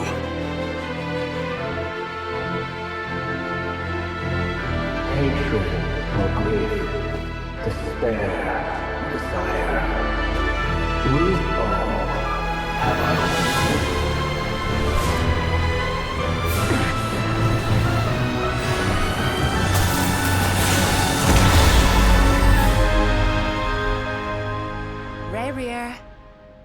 Rare. Thelindis? Were you daydreaming?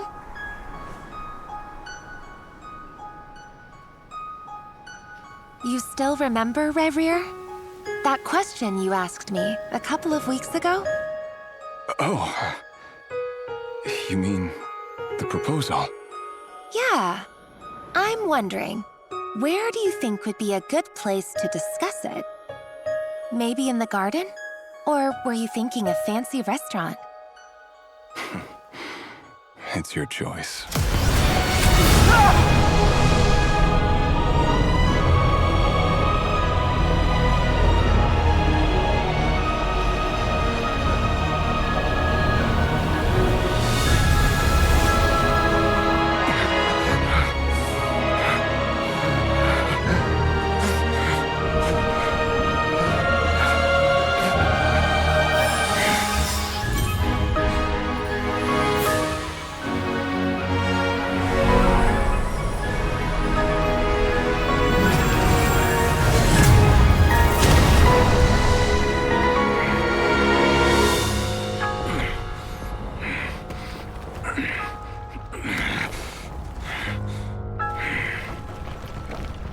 I will find you. And then, you can give me your answer.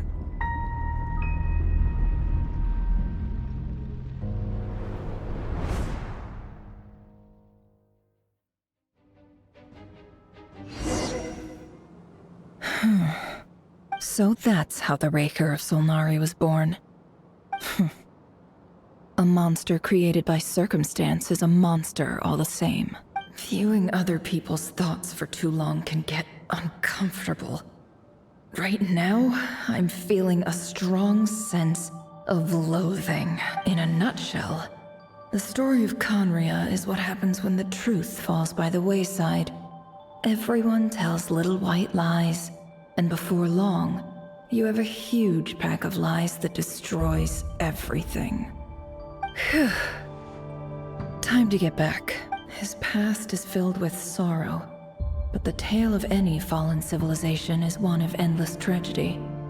Cruel as it may be, that was Conria's fate.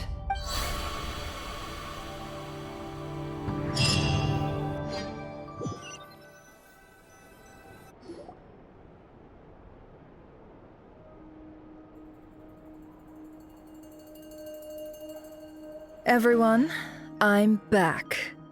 Can I get a standing ovation? Never! How are you holding up? Feeling okay? She's fine. Boss is a pro. Yes, I'm fine. You will have seen the events of Rarir's life through my thoughts. It's now clear that he is just a regular nobody, driven by personal tragedy, as he said himself. I mostly agree. There's only so much we can know about him from his memories alone, but they did give us a clear glimpse into his life in Conria. However, I would not consider Rarir to be a nobody. He was deeply involved in the events of that era. Yet, when the catastrophe of a generation strikes, nobody is safe. Sounds to me like you're speaking in riddles again. Is this you urging me not to abandon the people of Nodcry in their hour of need? That's not what I meant. although I do hope you choose to remain a part of the plan. Without you, the mission ahead will be all but impossible. Then try to remember that I respond better to the carrot than the stick. And I don't appreciate being bossed around. Now, as for you, Missy, you were excellent. You stuck to the rules of the ceremony and kept your mouth shut the entire time. Bravo. Cool! So, can you fill me in on the deets now? Most of what I saw went right over my head. Patience. You'll hear the whole story, don't you worry. But let's meet up with the others first. It will save me narrating it twice. Yehoda? Yes, boss! Let me get that door for ya. That's more like it. For a moment there, I was worried you'd forgotten about the first clause of your employment contract. Forgive my curiosity, but what does the first clause say? It says I gotta do the annoying stuff that Is that right? If something is in the contract, it's because she willingly agreed to it. Rest assured that the curatorium abides by the very strictest of labor policies. You don't seriously think I'm cruel enough to treat her like my slave? In any case, I've hardly shied away from my share of the work today.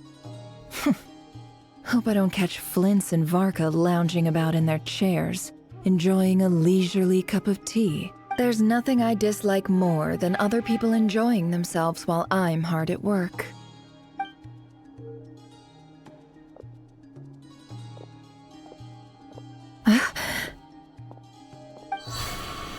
Oh no.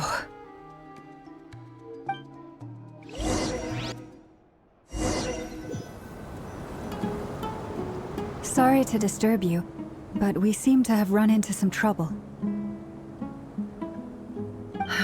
Evidently so. Don't worry, I'm not about to leave you to fend for yourselves. I'm not that kind of boss. And it would go against the curatorium's labor policy. I'm sorry. What did you hear me say? I wasn't talking about labor policy. Wait, how long have I been standing here? Not long. You just appeared by the door a moment ago. Boss, what's wrong? You look like you've seen a ghost. We've been tricked. We never left at all. Somehow I hallucinated that whole scene back inside the office. Hallucinated? But how? How indeed. This place should heed my will alone. All thoughts and actions that occur in here are just a result of pawns moving across the chessboard in a carefully calculated manner. And nobody has access to this chess set but me. So you control everything in here? More or less. But yes, it's a special technique of mine. Has anything like this ever happened before? Only once. It was the first time I used the chess set. Is there any similarity between what happened then and what's happening now? I suppose my thoughts are a little turbulent, which was also the case my first time. Is there anything I can do to help? The first clause of your contract clearly states that I only need your help with things that I'm too lazy to do myself. Meaning you're not feeling lazy right now? Meaning this is not something Yehoda can help with. The chess set is a personal treasure that I alone understand. I must be the one to find our way out of here. Boss, it's fine. Really. Let me do something useful. Oh, listen to you. Whatever would I do without you, Yehoda? What? Really? Yes, really. Where would I ever find another employee as obedient and servile as you? God forbid anything ever happens to you. Oh, okay. Well, anyway, I was thinking of fetching some water. There's gotta be a source around here somewhere. I suggest everyone finds someplace comfortable to take a rest. We gotta conserve our energy. Even though all this chess malarkey doesn't exist in a physical sense, mentally speaking, it's all real. And so is our tiredness and fatigue. You don't want to dismiss mental fatigue. Just because it isn't physical doesn't mean it's any less serious. But anyway, I got your backs, so don't worry about a thing. Don't I have the best employees? Jealous much? If we can find a suitable time, I'd love to borrow Yehoda for a day to help out at the Frost Moon Scions. Would you be amenable to that, Boss Nefer? Oh, Lauma. Have I ever told you just how pretty you are? Beauty runs from the tips of your antlers to the depths of your imagination. Time to rally, everyone. Follow me. As we continue our journey, the same rules will apply. That means stay focused and no talking no matter what we encounter. And don't disturb the chess pieces. You have my word that I will get us all out of here.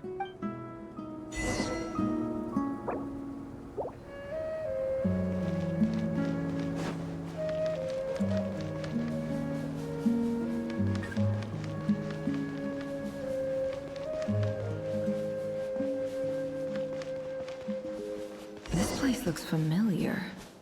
That's not a good sign. I wasn't expecting visitors at this hour. Wait, is that? Oh, it's him. There you are. Sinue's been looking for you all day. I think he has some news for you. Oh yeah? What were you doing just now, Uncle Retinue? Hiding away some more loose change? What do you mean, loose change? Oh, come on, I'm too old for this. Just pretend you saw nothing.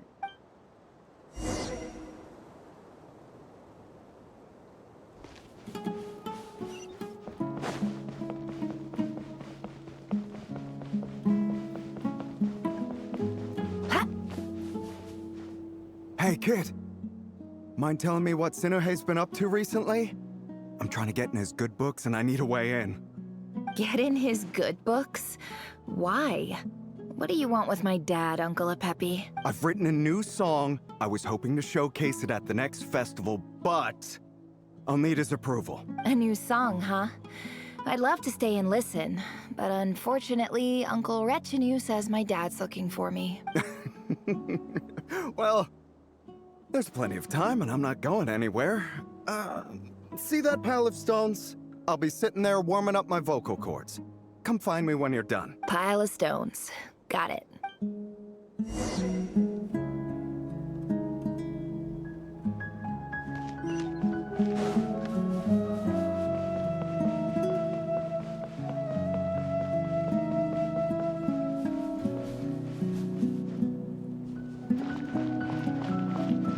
Hi, Dad.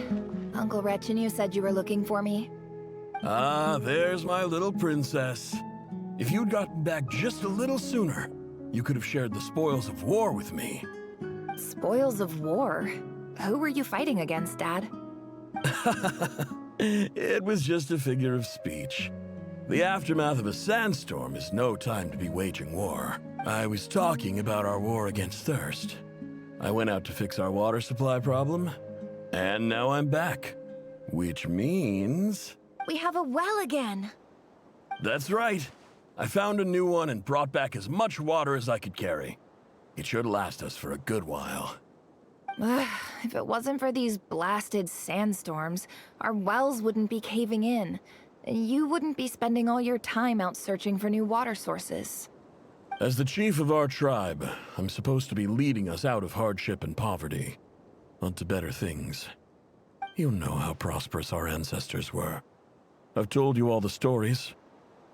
And look at us now, squeezed into these hovels. No one would choose this, if it wasn't for the endless wars over the years. But things are looking up. I started working with some folks from the academia a few months back. They gave me some contacts in return for my assistance in the desert. So you're the academia's helper now? Special ambassador, they call it. Think of it as a partnership. It's nothing bad, okay? We've been isolated here in the desert for too long.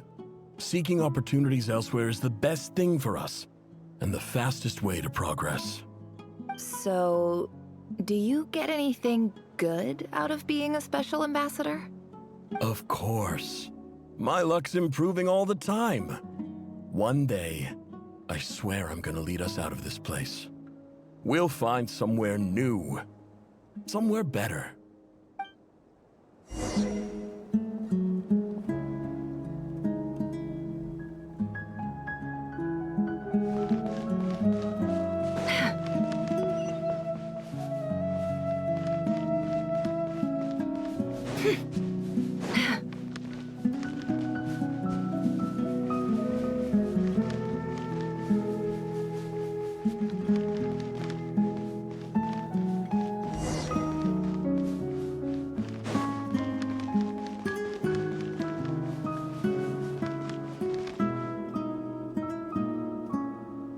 That's our well, and you know it. You stole from us. Well, you've gone from chief to thief, and now you have to face the consequences. Did you really think you could take our water without permission and get away with it? You're either brave, stupid, or both. And that Special Ambassador Act? Yeah, nice try. We spoke to the academia. They said it was all news to them. You're a liar and a cheat!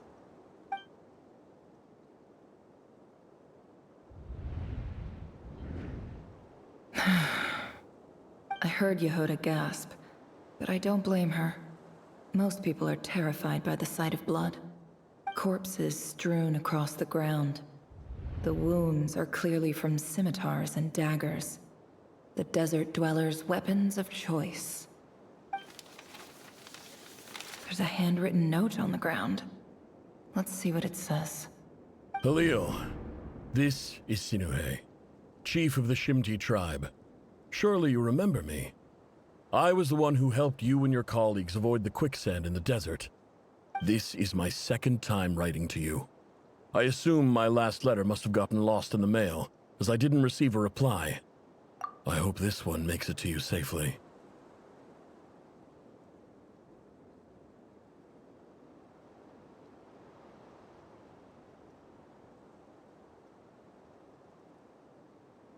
I'm writing to you because I need some help. That sandstorm the other day completely blocked up our well, forcing me to look for another water source in Iab and Unut territory. It was a matter of survival. Praise the gods. The well of the Iab tribe was intact. It was my last resort. I drew what water I could and left, but not without being spotted. I fear they will retaliate. You told me to write to you if I ever needed help. You said you'd be my ally in the academia. I urgently need you to formally recognize my title of Special Ambassador and send some of your people to assist me for a few days. It's the only way I can convince them that this was the academia's decision and prevent them from retaliating. This is an emergency. Please send help as soon as possible.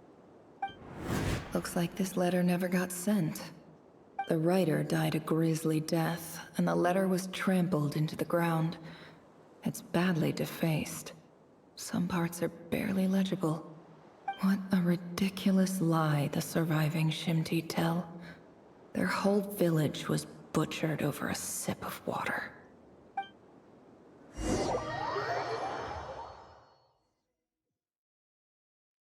Ah, officer. Welcome. Welcome to our humble village. I thought you would at least have the courtesy to provide some respectable libations. This is the finest wine Aru village has to offer. I promise.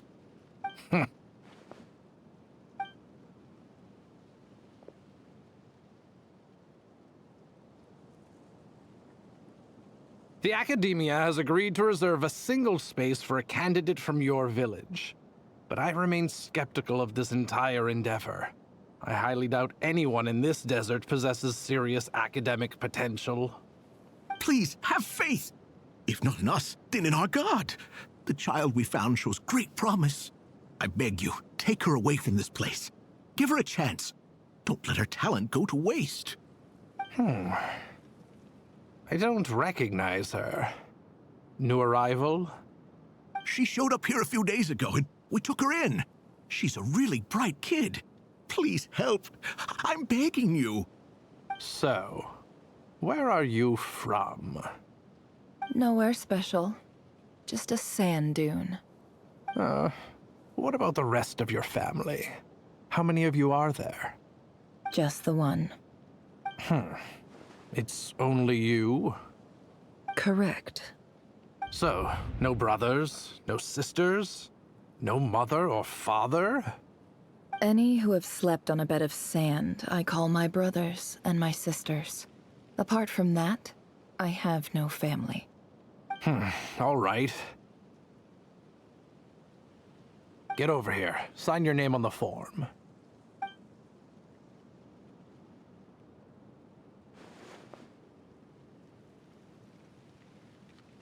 Never? You're rather fair-skinned for a desert dweller.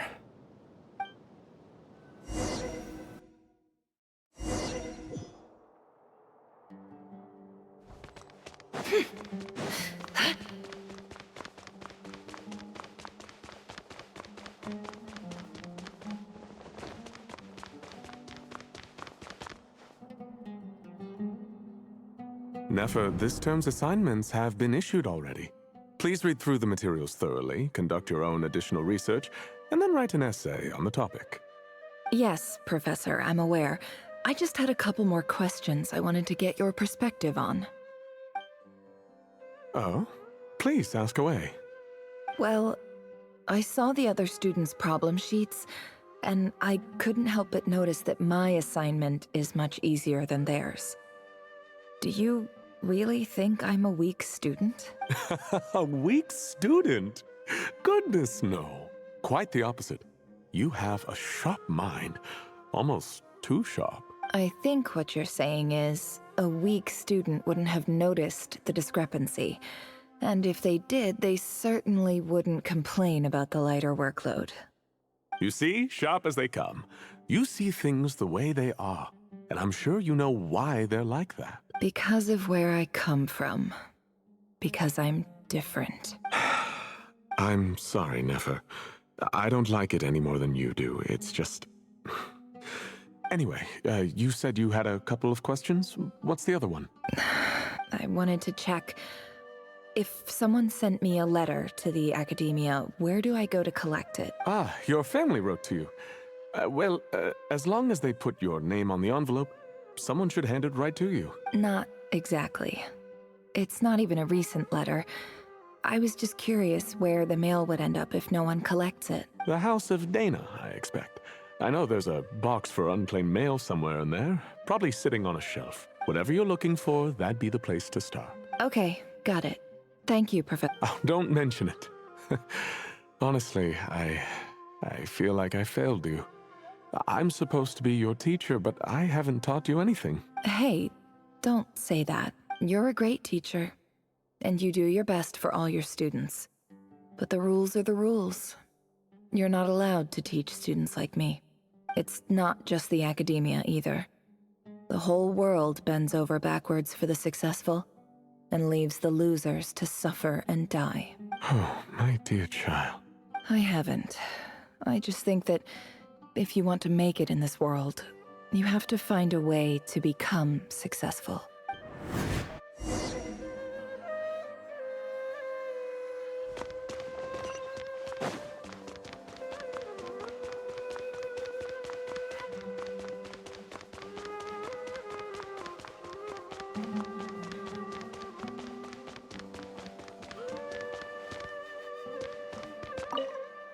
This must be it. A big cardboard box full of unclaimed mail. And probably some letters that ended up here by mistake, too. Let's take a look.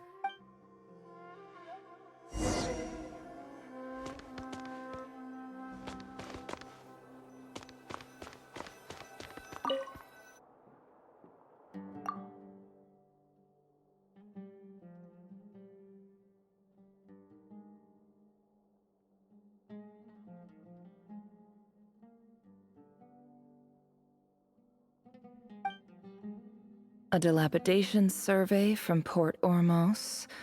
Looks like it's from a Core of 30 representative. What a strange thought. A bunch of mercs losing sleep over rundown buildings. This one was never even opened. I guess the recipient didn't care what the Core of 30 had to say about anything. Who was it addressed to? I don't recognize the name. But it must have been a Kasharawar professor.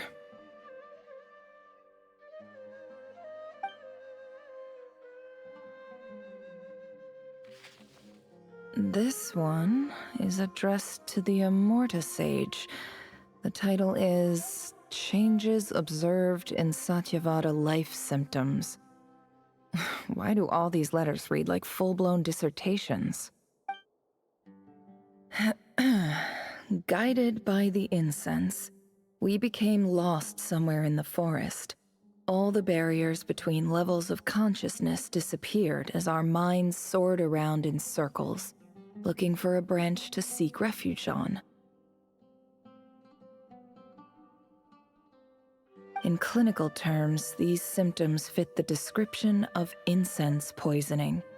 The Immorta Darshan strictly prohibits the use of hallucinogenic substances, but I believe there are still people getting away with it. For example, my neighbor who always breaks out into song and dance after using incense.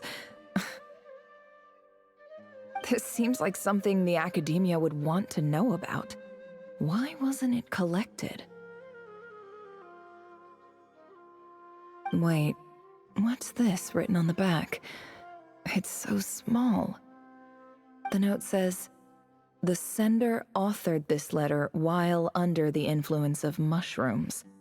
I would send it back, but no return address was provided. Stamped by the Grand Conservator of the House of Dana."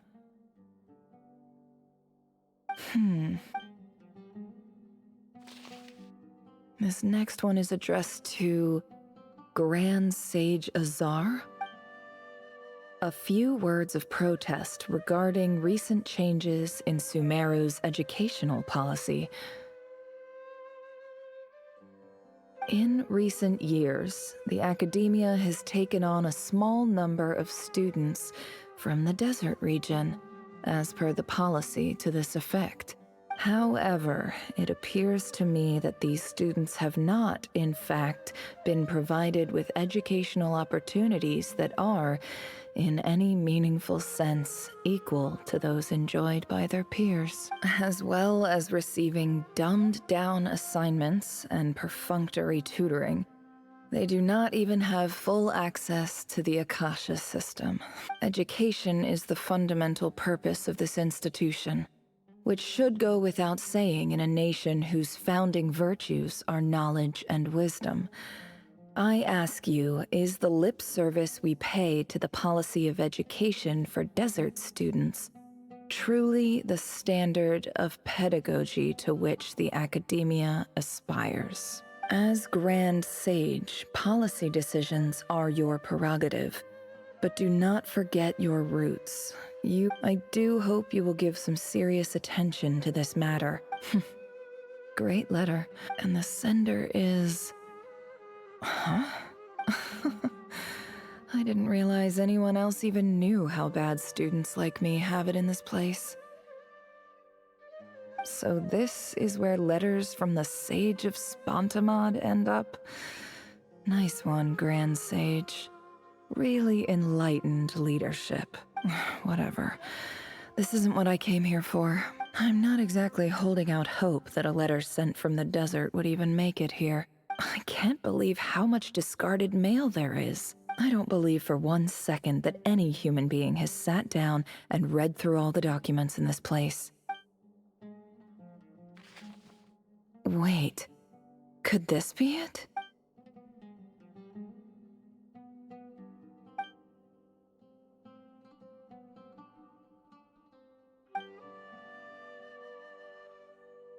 Greetings, Halil. My name is Sinuhe, chief of the Shimti tribe. I was the one who came to you and your colleague Zaid when you ran into trouble in the Great Red Sand. I don't know how well you remember it now, but I brought you to safety and gave you some water and other supplies. You seemed very pleased and told me your name. In my tribe, learning a person's true name is serious business, and I therefore see you all as friends. You were kind enough to leave your contact details, so we could stay in touch. The Shimti tribe lives a harsh, nomadic existence in the desert. you were sympathetic towards my plight, promising to make me a special ambassador of the Academia and help us find a way to make a better living. This brings me to my reason for writing.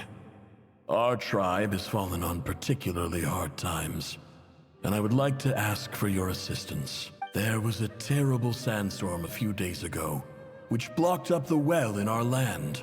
The Eob and Unut are descended from the Thamudians, while we trace our ancestry to Tulatala. We worship the Lord of Flowers and have had relatively good relations with our fellow tribes, up until now. I found a well belonging to the Eob tribe. They declined to help us, but I really had no other option, so I took some water to keep me and my tribe alive.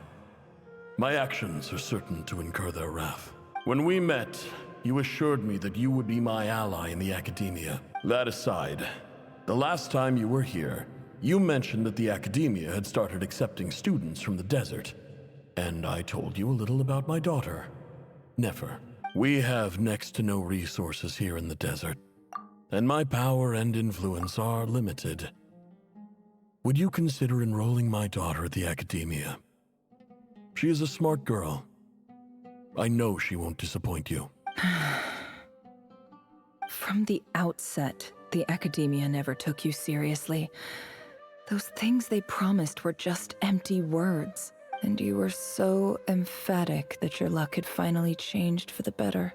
You swore you'd lead us to a better place one day. You spoke with such conviction, like you were the most powerful chief in the whole desert. You liar. You lied about everything. You promised the world and delivered on none of it. And who fell for it? Just me, by the looks of it.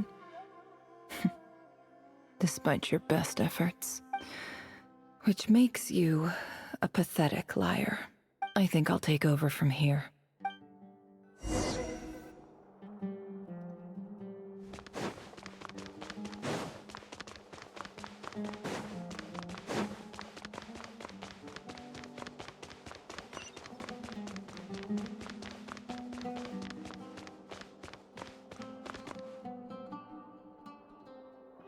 I just came to say goodbye.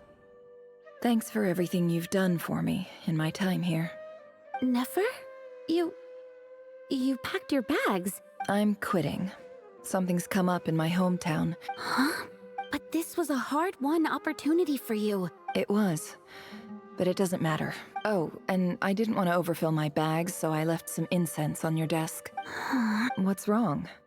I thought you liked incense. Isn't this the stuff you brought from your hometown? Yeah, I lied. It's not rare at all.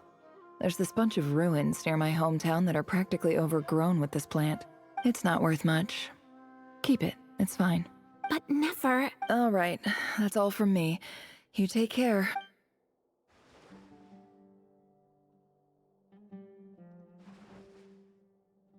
Don't forget me, okay? I mean, we're more than just classmates, right? Yeah, I'll remember you. I lied again. That incense is worth a fortune, and it's a rare find even in those ruins. And as for remembering her, I have far too much to do when I get back. I'll be lucky if I even make it through this alive.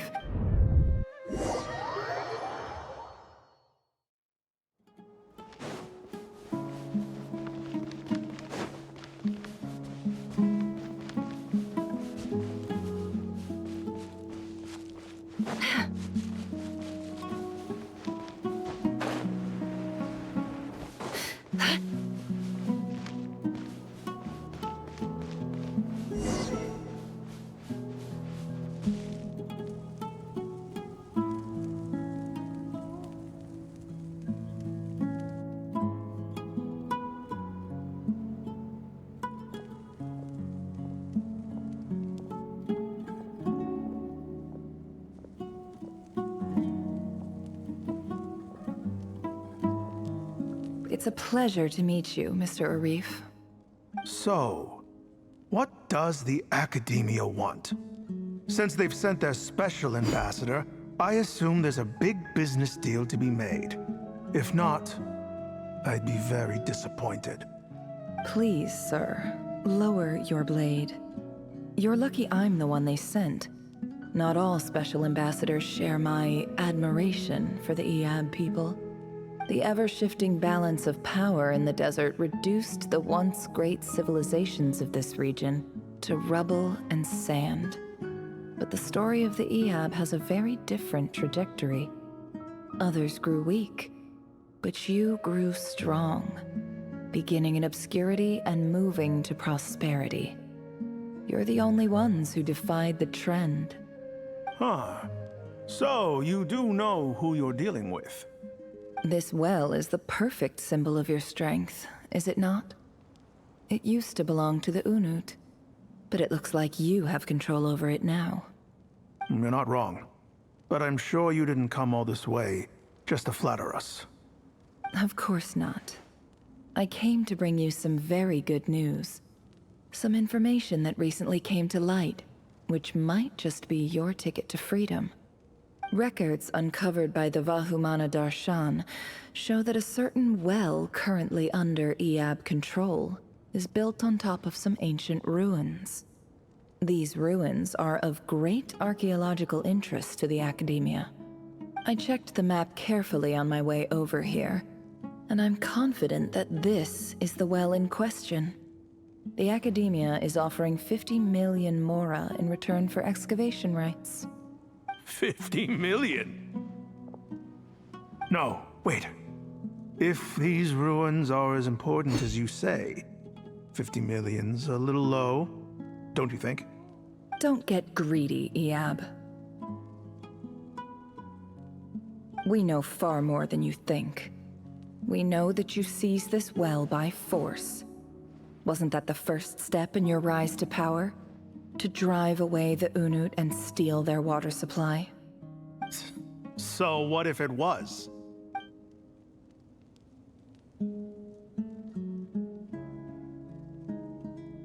Don't worry.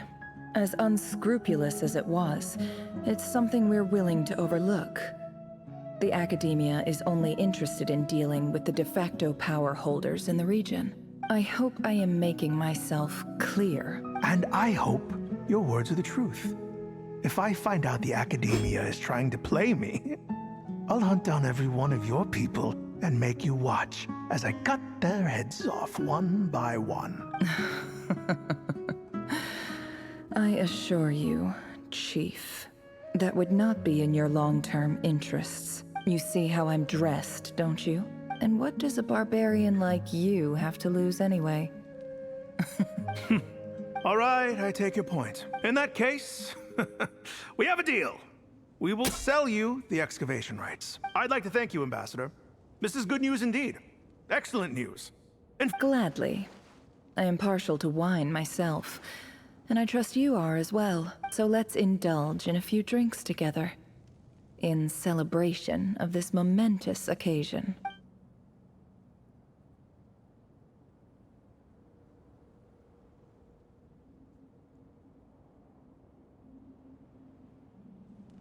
Chief!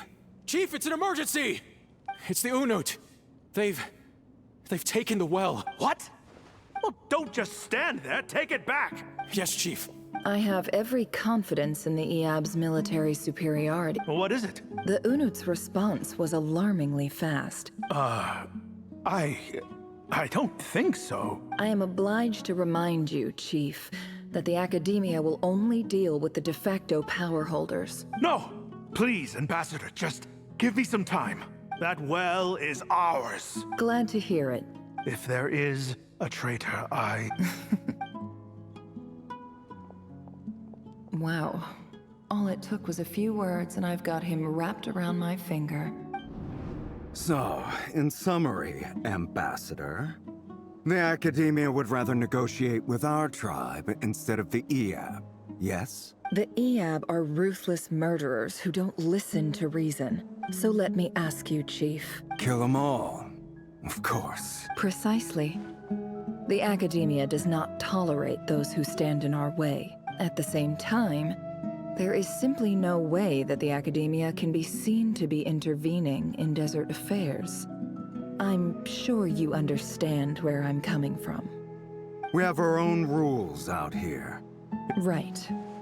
We can't confront them ourselves, but we can support their enemies. Natural allies. Weren't the Eab your allies once? Let me be clear. The Academia wishes to collaborate with the legally recognized rulers of the desert in this matter. Say no more. Good. Then I suggest you get to work. You see, Dad?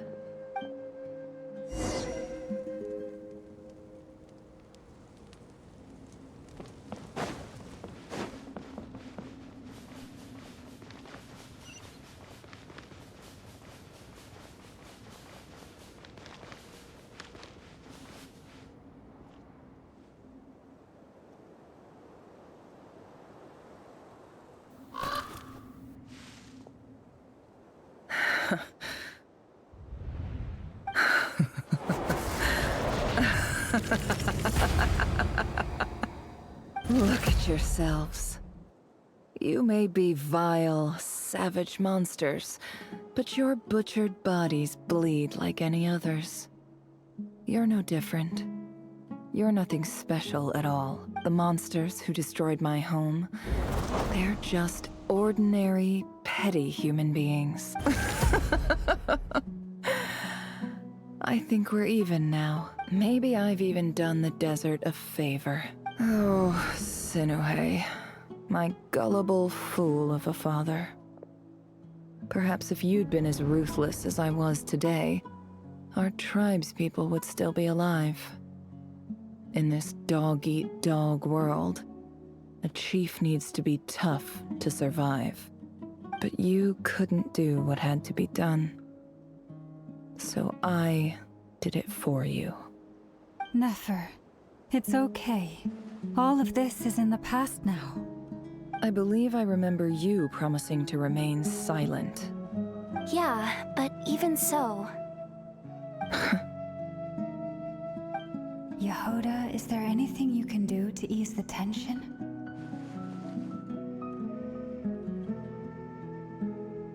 Alright, time for a sharp turn onto a completely different topic.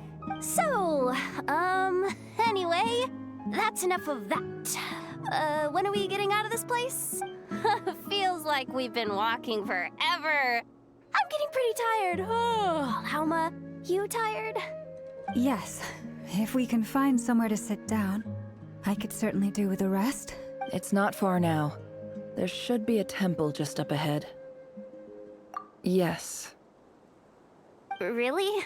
A temple?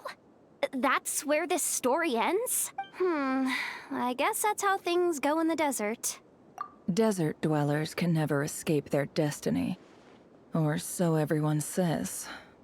I never wanted to believe it, but looking back now, I'm as desert as they come. You mentioned a temple. What's waiting for us there? My biggest trade secret of all. Ah. Then I'm guessing it's where you got your power from. I didn't know you were clued up on any other religions. I'm no expert in the history of Sumeru, but since you come from the desert, I would imagine it has something to do with King Deshret. Sounds impressive. Oh, I know who you mean. General Mahamatra Sino. The spirit of Hermanubis dwells within him. That's Boss Neff for ya.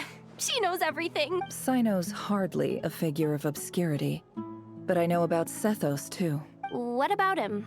Is he a big deal or something? Well, he's not a small deal, let's put it that way. Please, this is the bare-bone basics. Save the flattery. Thanks for your patience, everyone.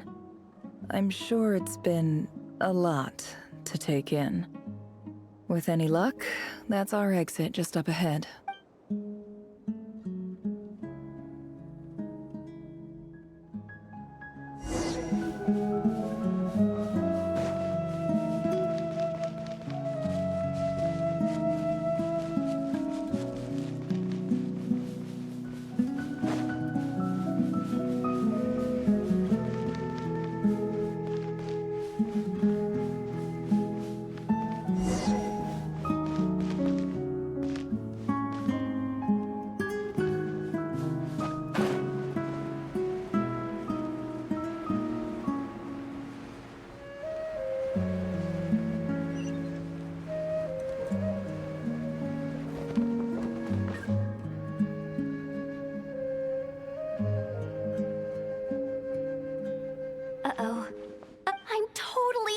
depth here. I don't have anything to add about any of this stuff. I want to do the whole name-dropping, this girl knows her stuff thing too, but I've never seen anything like it before. A statue with the head of a bird. That's Thoth, the Ibis King, one of the 7 pillars of King Deshret. The legends say that he, the Crocodile King, and the Goat King were the 3 retainers of King Deshret. Let's take a look.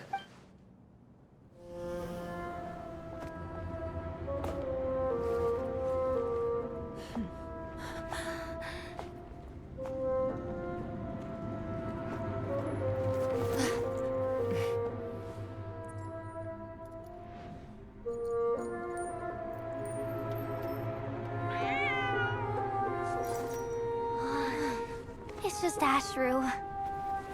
So, all is well?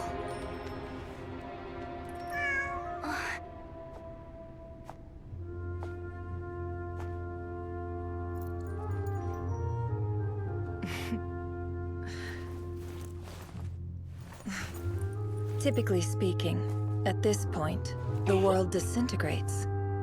Then we find ourselves back in the outside world. Besides, these are my memories. There's nothing to fear. You're sure? Of course. It's almost over.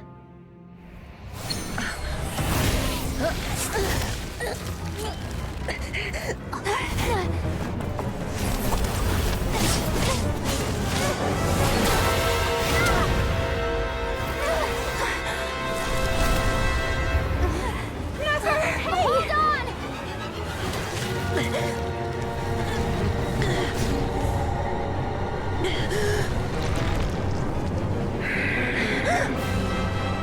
Knowing too much is always a death sentence.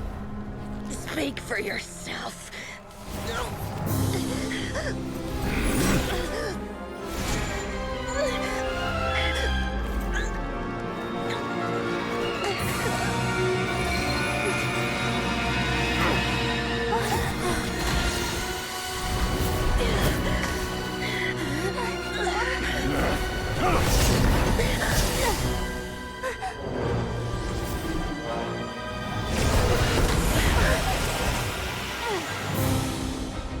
How repulsive.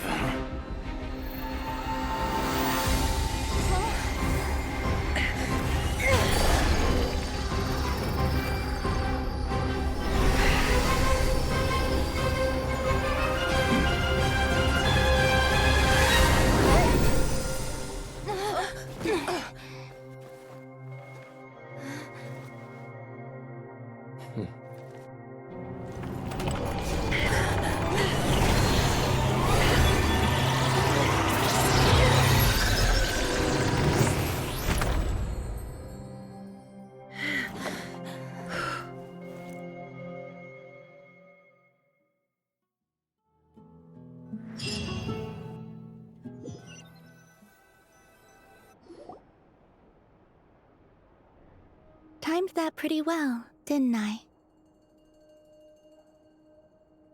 It's okay. I'm just glad no one was hurt. Paimon noticed you doing something too, Dainsleif. Were you helping get them out? Of course. When I asked Nefer to conduct this investigation, I was not naive to the dangers involved. I had a duty to ensure your safety.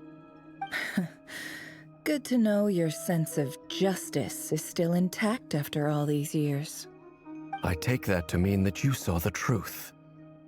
That comes as a great relief. I certainly did.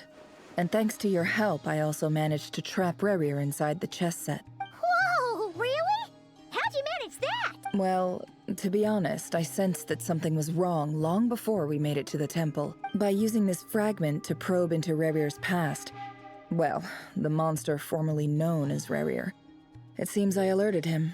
I was tracking him. Then he caught on and started tracking me too.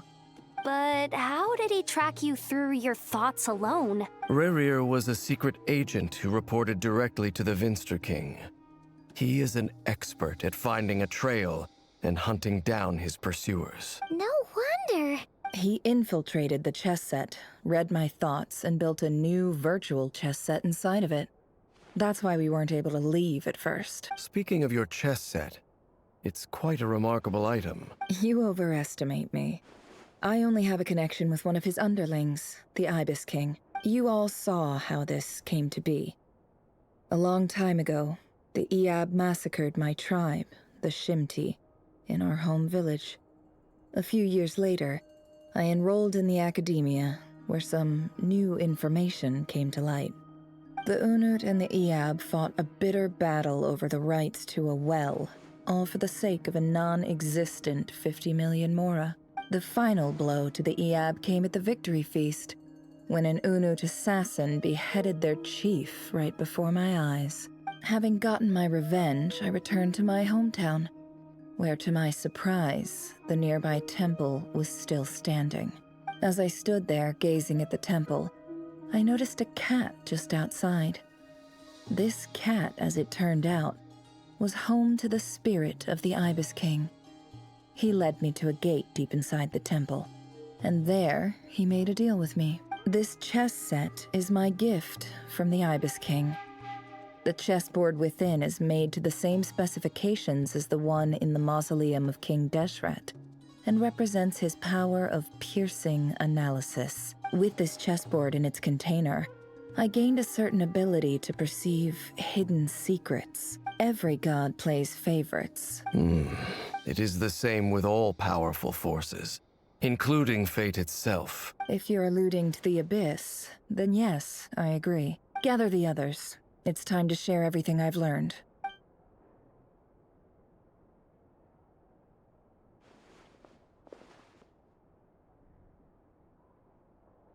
Thank you all for being here. As promised, I did some further investigating into the Raker of Solnari's background. I am pleased to report that the investigation has been most fruitful indeed. The Raker of Solnari, real name Rerir, was once a Conrian subject who served the Vinster King.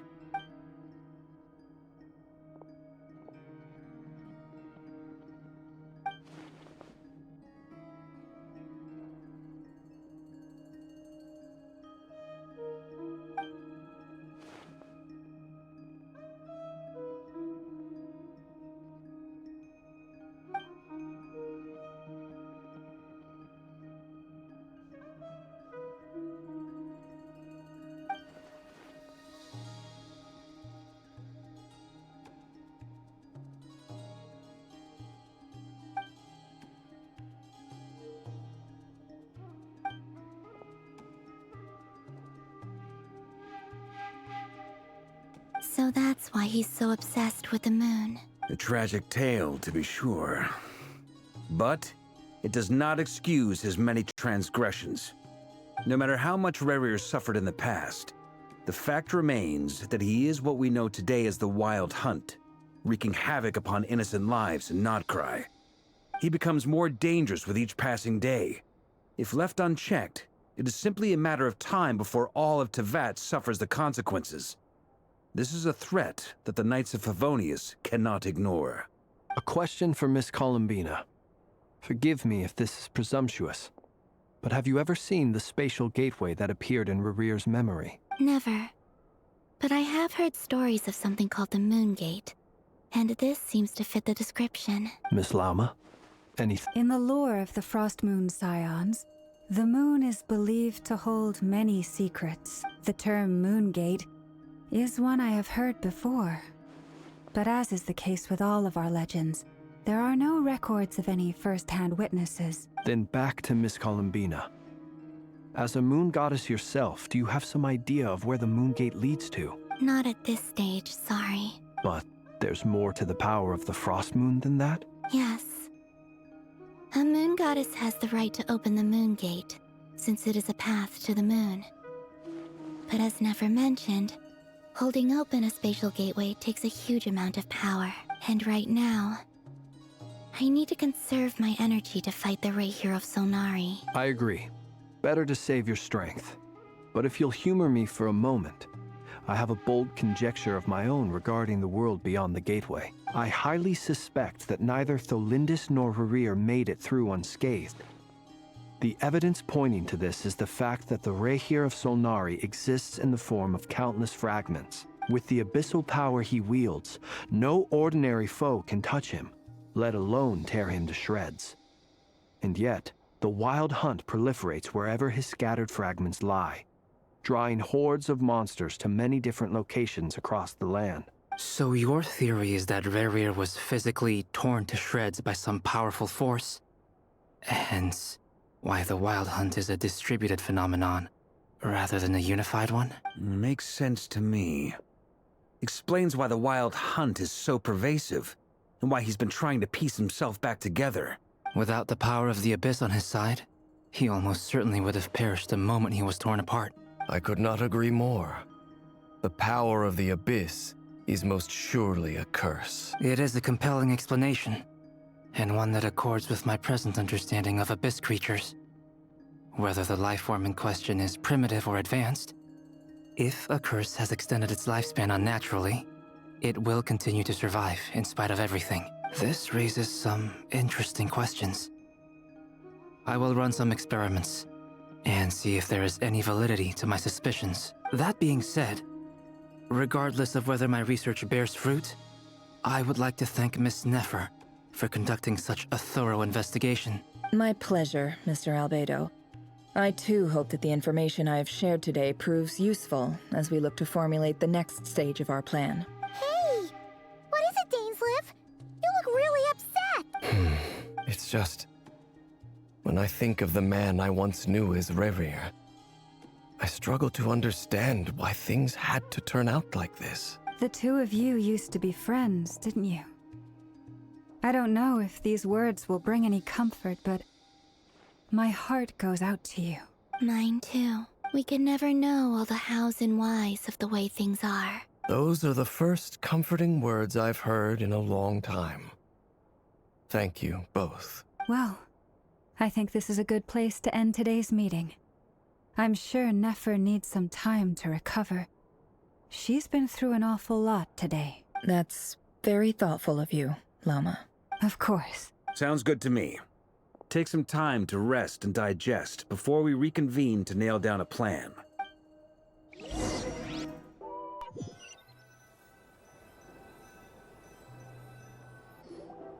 Hey, is this a bad time? Hope I didn't kill the conversation. Nice room. Oh, I'm not coming in, though. Why not? It's just a hotel room. If it's all the same, I'll just stay out here. I might not look the part, but I'm technically a knight.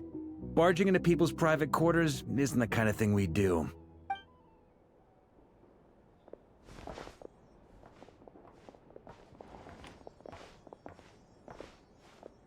Anyway, Nefer went back to the curatorium to get some rest. But before she left, she shared some things with me that I thought you should be aware of. Firstly, although she managed to trap the Rehir of Solnari inside her chess set, there's no guarantee that the power of the Ibis King is any match for one of the 5 sinners. It's only a matter of time before he finds a way to break out. Honestly, Paimon figured that might be the case. Well, I asked her that same question. She talked for a long time, but for the most part, it seemed like she was trying to convince me how precious her chess set is. What a long and storied history it has. It felt like some kind of sales pitch, you know? The kind where you end up handing over Mora against your will? Anyway, after all that, she finally answered the question. 2 days? Holy moly! Can we even recruit enough help in that time? That remains to be seen. You have some history with him, right? Great. I appreciate it. All right, on to item 3. So, Albedo, Durin, and I put our heads together and came up with a plan. We figured we'd bounce the idea off you first. Oh, Paimon's dying to hear this. All right, so here's what we're thinking.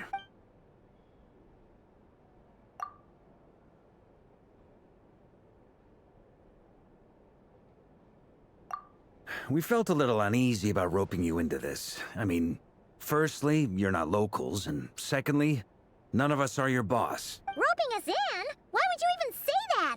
We know the stakes here. It's all of us against the Rehir of Solnari, or none of us stand a chance. I choose my words very intentionally, I'll have you know. Sir Varka, I have a few thoughts about this plan. I'm all ears. I think we can be more flexible with how the roles are allocated. In my view, the most sensible lineup would be like this.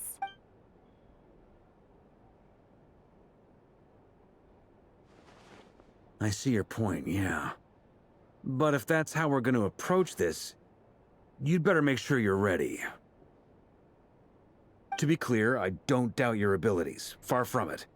I want to do everything within my power. The Rayhir of Solnari is a truly fearsome opponent, and if I do my part, it'll greatly reduce the risk for everyone else involved. Well, that tracks with what I've heard. Jean's mentioned in her letters that you're so diligent it's almost abnormal. As in, most people weigh up the risks and rewards in situations like this. But you seem to just march towards danger without a moment's hesitation. Of course, everyone appreciates a fearless pioneer. But all that aside, I'm the Grand Master of the Knights of Favonius, and you're our honorary knight. I want to make sure your courage doesn't come at the expense of your safety. Thank you, Sir Varka. I should be the one thanking you.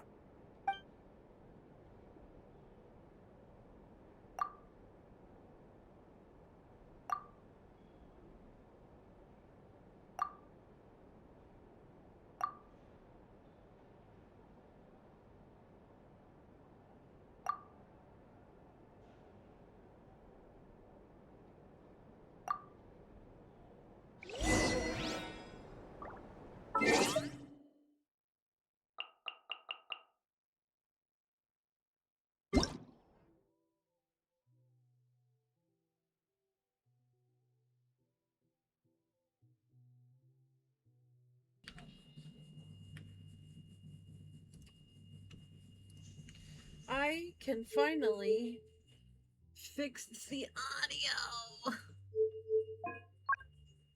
Oh my god.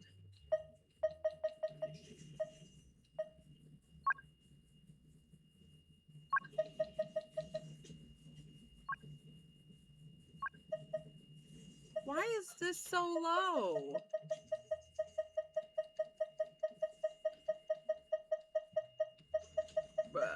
Testing, testing. We're gonna be testing. Testing, testing, testing, testing, testing, testing. I can't hear anything yet. Testing.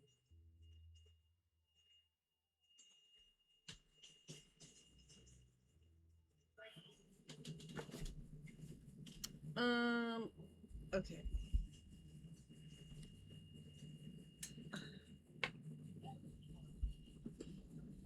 Oh, finally.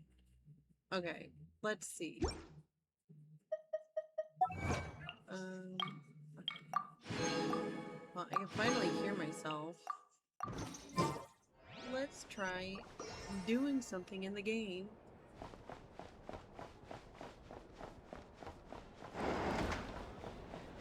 Let's see if I can hear myself while they're talking at the same time.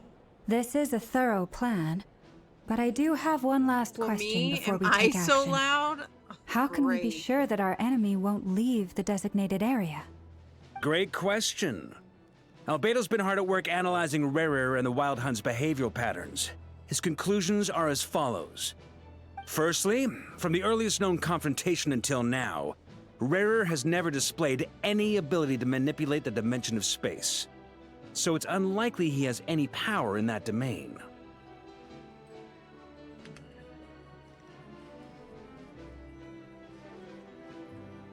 Oh my god. I turned it down.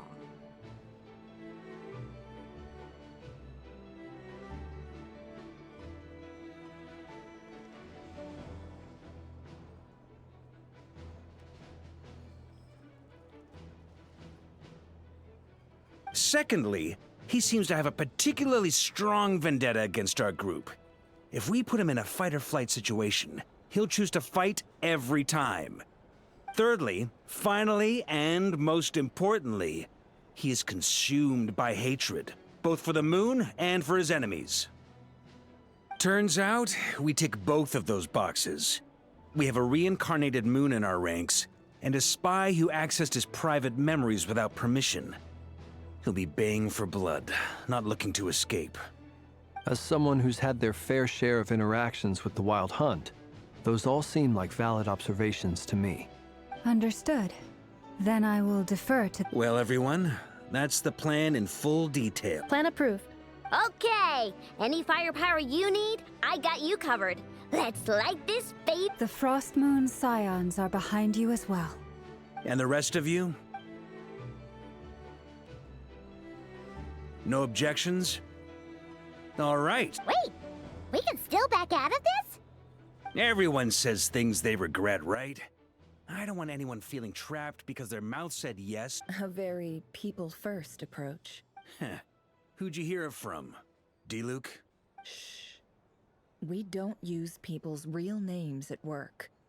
This contact will be known only as Owl, please and thank you. This plan can only work if everyone does their part. We shall indeed. You'll be glad you accepted our help. Also, you are the last person I expected to see here, Miss Dory. Oh wait, did that work? It's not often I get called Dory in a work context. My peers usually call me Lord Sangama Bay. So, the longer your name, the higher your net worth. Is that the idea here? In that case, Mr. Flint's here must be worth a fortune. That's right, I know your full name. It's... The walls are thin here. I'd appreciate you keeping that a secret. Okay, fine. I'm actually only here as a favor for someone else. Do you have any idea how much it would cost to hire me otherwise? Oh!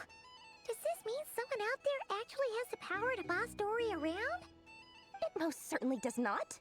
We have a long-standing and mutually beneficial business partnership. She's actually the mom of a friend of yours.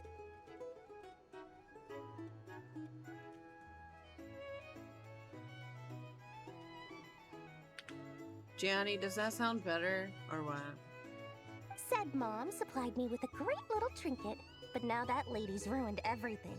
If I don't start building a little goodwill now, my whole business in Notcry is gonna go down the drain! Okay. So what exactly is so special about this pendant? Yay! I did it! Oh my god. It's a lucky charm that a great mage made for me. We have a business relationship, and she was worried that something bad might happen to me. So, she wanted me to have something that can store power to protect myself with. I finally got it all fully charged up with Kuvaki, and then Nefer went and used it all up at once! Never lost so big in my life! You're right. It was all my fault. I didn't mean to drain all the Kuvaki in the pendant, but You will? Well, in that case, how about you give me your chess set? And we call it even. I knew you'd say that. Well, it's yours if you want it. In fact, take it now, and I'll even throw in a free Raker of Solnari. Deal? You're putting me in a difficult position here. It's a very useful thing to have around, but I have a funny feeling it won't be around much longer. I guess we'll see in a couple of days. Looks like bankruptcy for me. Hey, don't be so pessimistic.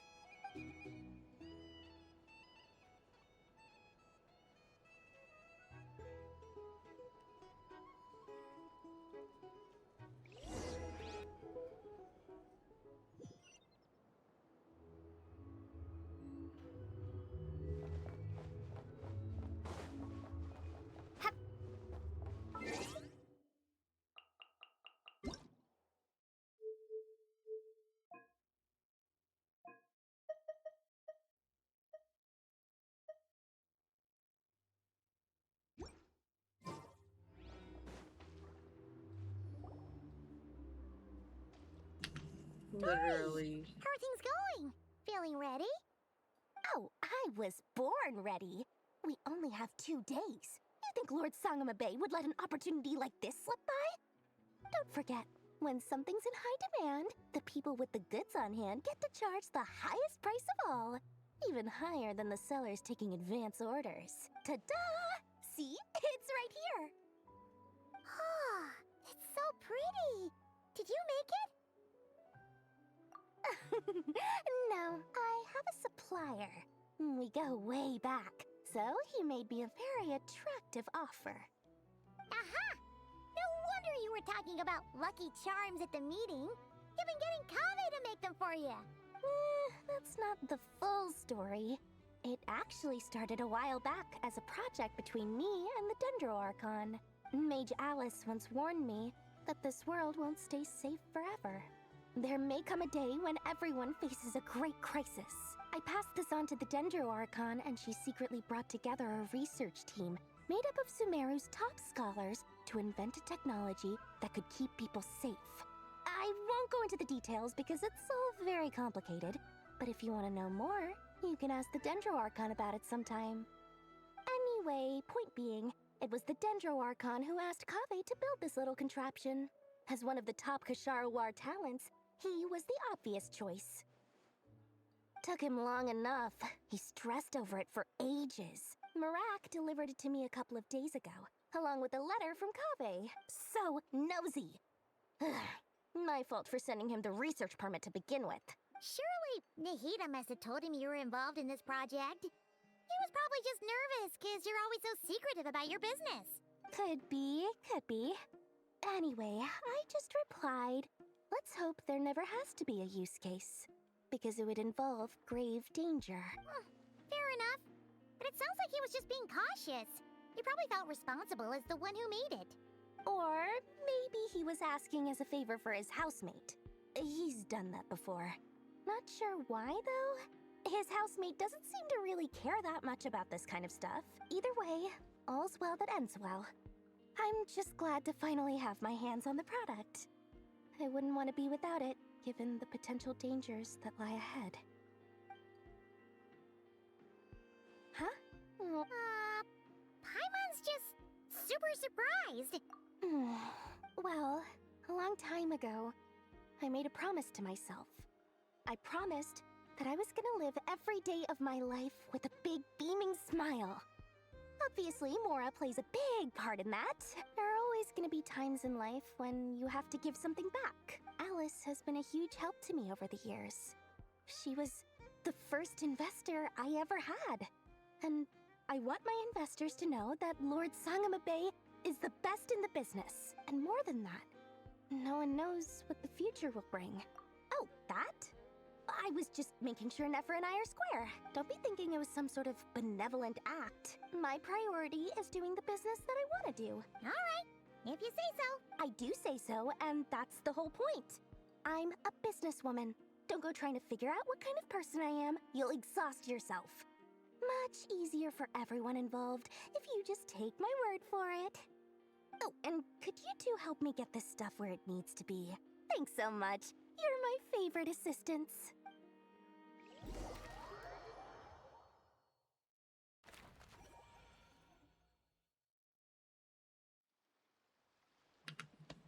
Just know that this is the longest Archon Quest chapter of my freaking life.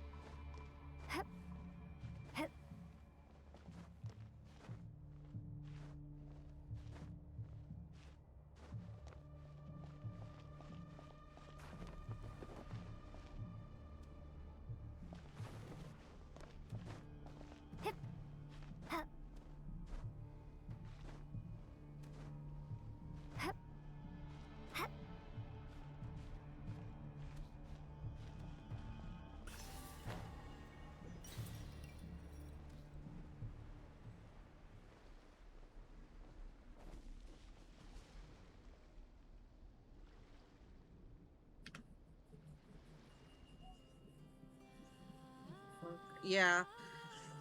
I had to do that too. It was super easy, so...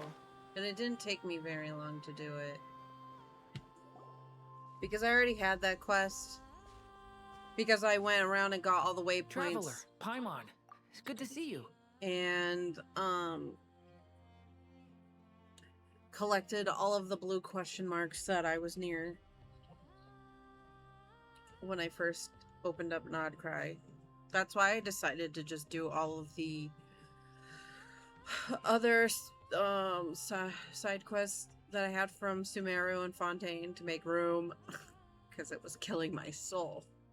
Everything going smoothly over here? Sort of. As you're probably aware, Varka, Durin, and I captured some abyssal creatures from the Wild Hunt. Per the plan, we dissected and analyzed some samples of these creatures. The process went very smoothly. The findings, however, come with some troubling implications. What? You can actually dissect the Wild Hunt? That depends on your definition of Wild Hunt and dissection. Harmless, lifeless. These words are accurate descriptions.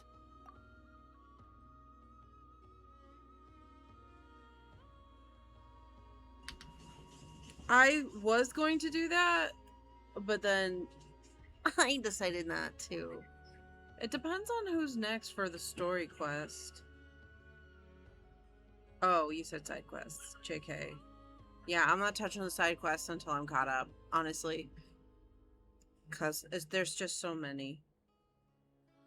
The Wild Hunt is an interesting phenomenon. In and of itself, it doesn't seem to possess anything akin to a human personality.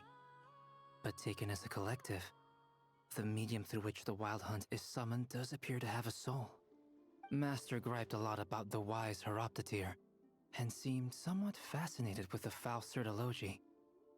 But she barely mentioned Rerir at all. I don't think that was because of his lower social standing, though. Anyway, it's a pity. I should like to hear her thoughts on the nature of the lifeform he has become today. It's a strange mix. The furious energy of an abyssal being channeled through a fractured physical existence. A consequence of being torn apart by an unknown power.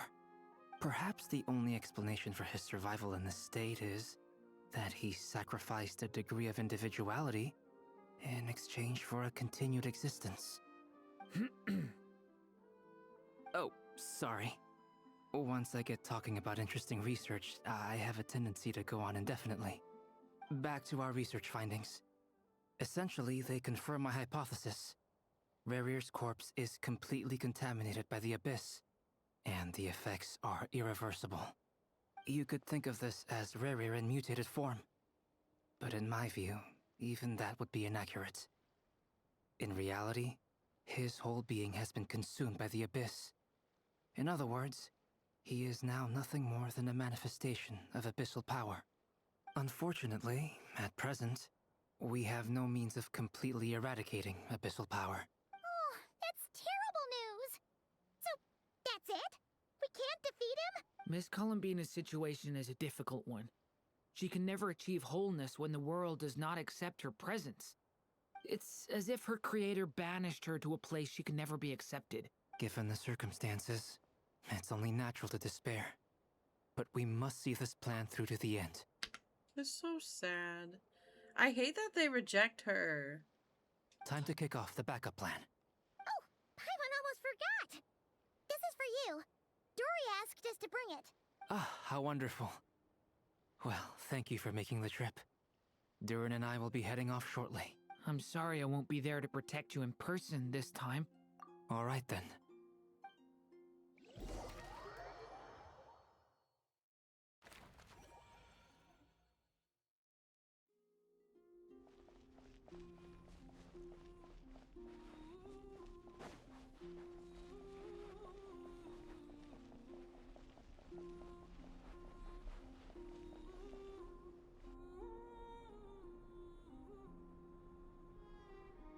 Miss Lauma, is everyone here? Yes. The fate of my flock is in your hands, Grand Master Varka. My lady, what are you saying? Within the next 24 hours, We will face the biggest crisis the world has ever seen. This is not a burden that we deserve to bear. But I believe that we reap what we sow in this life. So I intend to act. I must do what I think is right for me. That means fighting for the future of Nodcry. This gentleman is the Grand Master of the Knights of Favonius, Varka, Knight of Boreas. In my absence, please follow his lead. Hey, everyone. Guess I should introduce myself. Well, to start with, I know my way around a battlefield. The biggest strengths are honesty and hard-workingness. Anyway, point is, I don't intend to let Lauma down.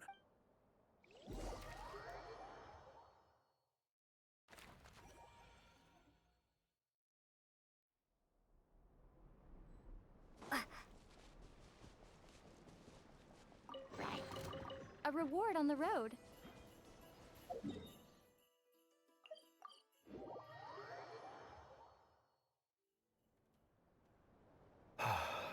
Something on your mind? Miss Columbina, was it? I believe that's how the others addressed you. That's right. Names are funny things.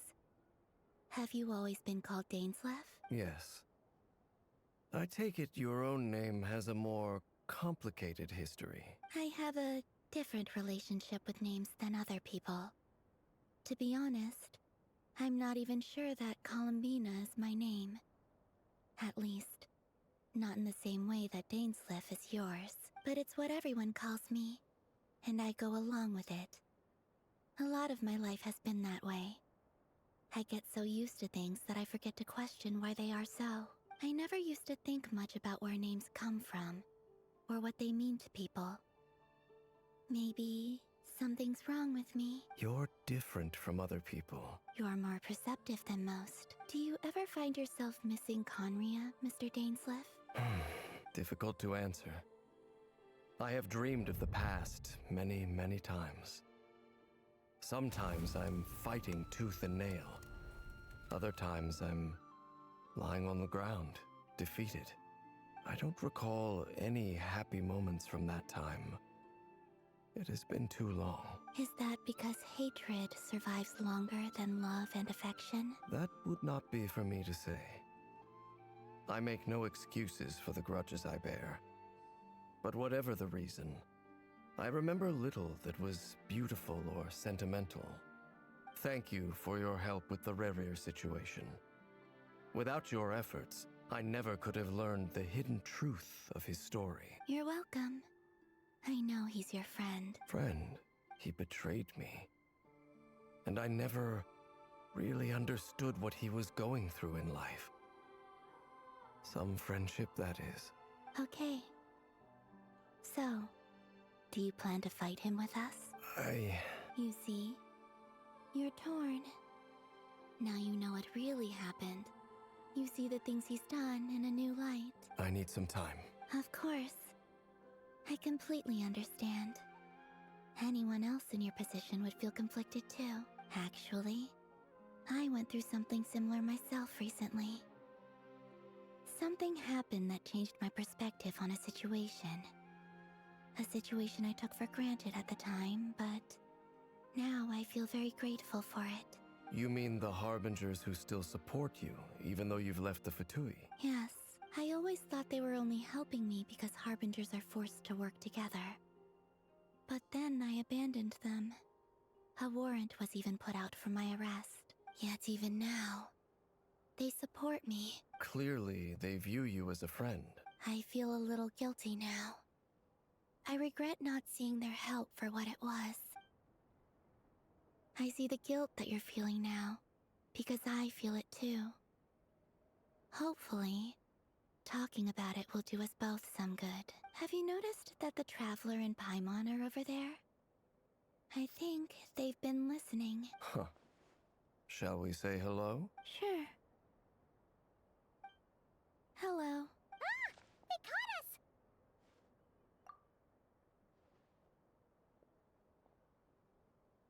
I apologize for making you worry.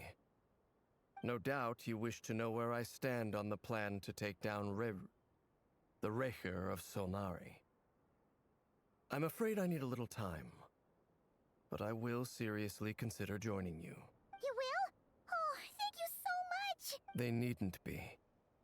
This was something that I was going to have to face up to eventually. That doesn't matter to them. They're grateful to you regardless. You can't control their gratitude, so just accept it. And then, have a think about whether you're willing to join us.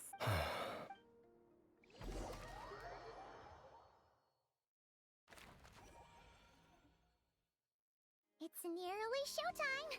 Let's go rendezvous with the other...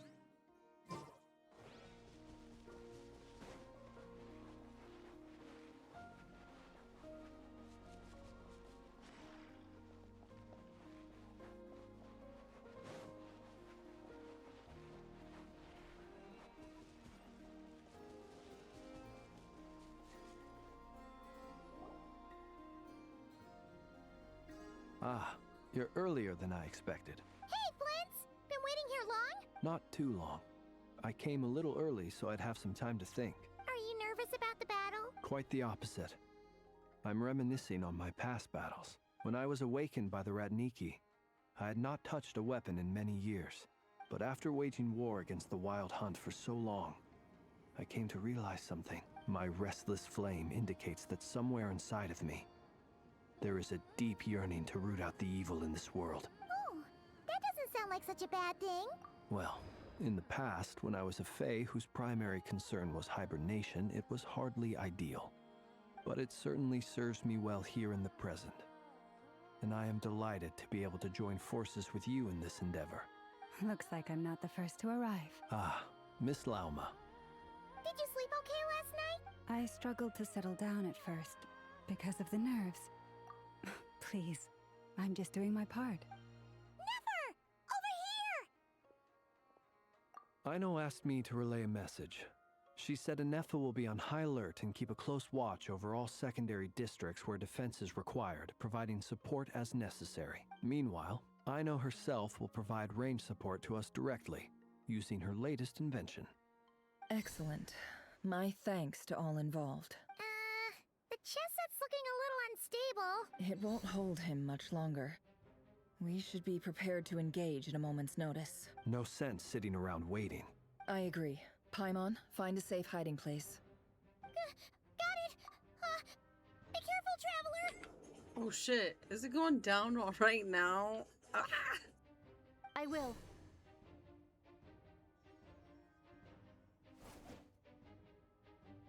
Everyone, take your positions as soon as the battle starts. Every ounce of strength we have in our bones, let us bring to this fight. Ready? Let's go. I've seen all your futile ploys before. You have become the authors of your own demise. I wouldn't be so sure about that. You are merely a moment of sport before I tear down the moon.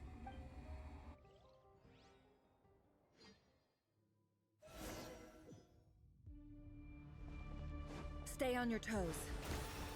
Yep, you too. Let me help you guys. Eat this!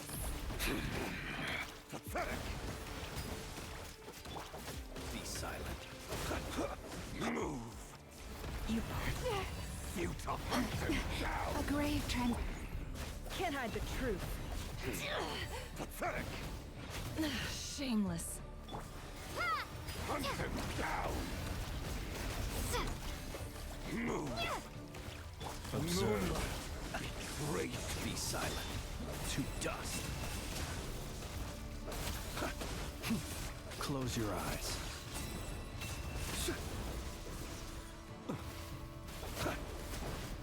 Hunt him down! The moonlight betrays me. Seek within. No more lies. By the frost moon of old. Move! Go!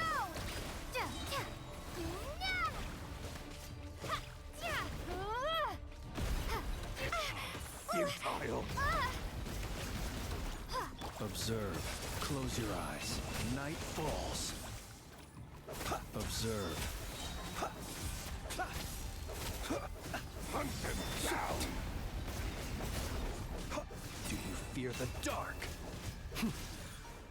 Close your eyes. Forest? Can't hide the truth. No more lies. The mystery unravels. Futile! It all adds up. For the everlasting forest. Observe. It began with the moon, and so shall it end. The moon will protect you. Move!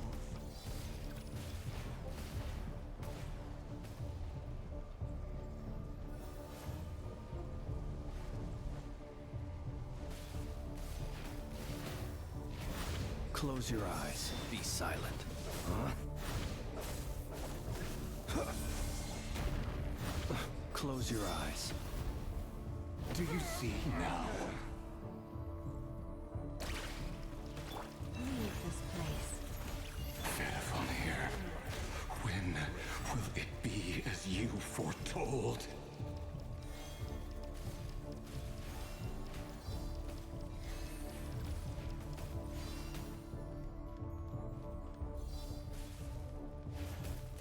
Move! Observe. Be silent. Forest, protect us.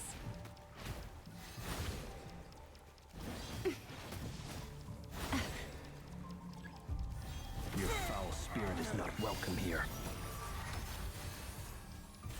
Leave this place. The long sleep beckons. Close your eyes. Observe. The deception ends here.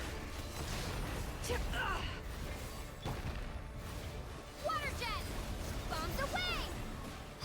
Move yourself, futile! Forest, protect us.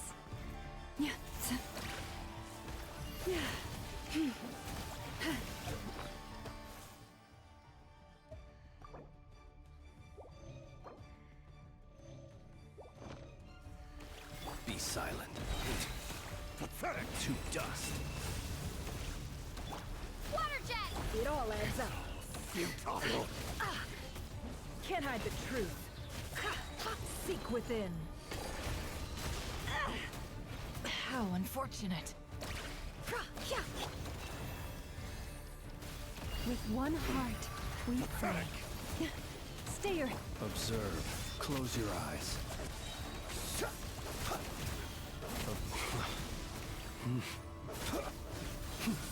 Close your eyes. Futile! Be silent. Beware the creatures of the night.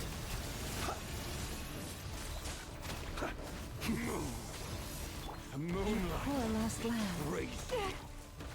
No more lies. Hunt them down! Can't hide the truth. Pathetic! Hunt them down! The mystery unravels. Leave this place for the everlasting forest. Hunt them down! Futile!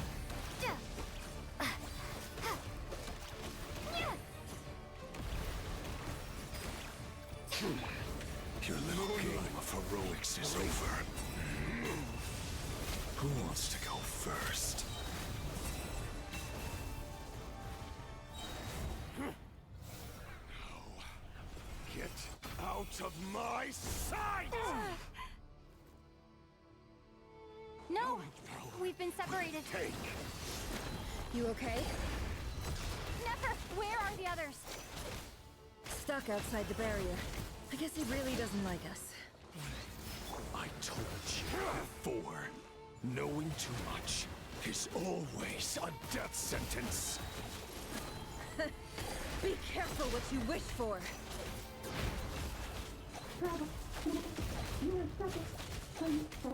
Lauma! Can you hear me? Hold on, where? Silence. Voices are gone.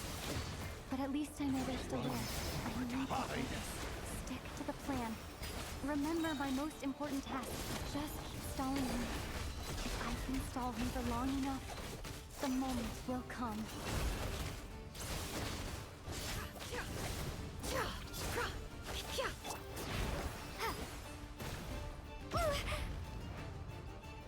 Bombs away!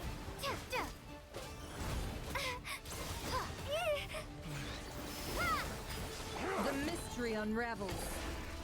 It all adds up. Can't hide the truth.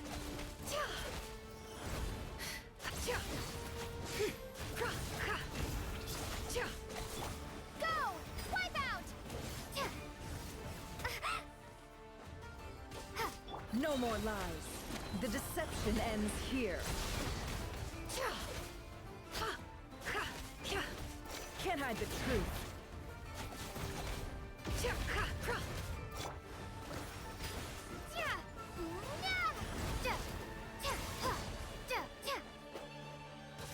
It all adds up.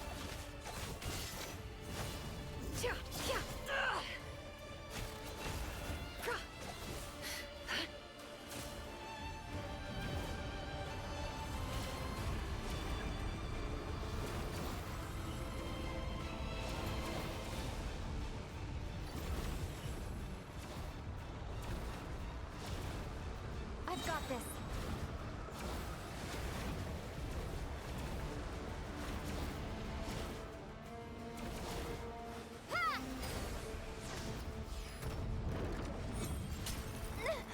The shield's broken. I can't keep this up. Don't push your luck. How much power will it take? Go! No more lies.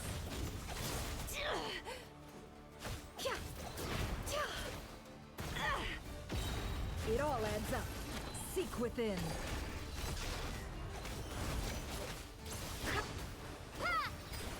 Wipe out!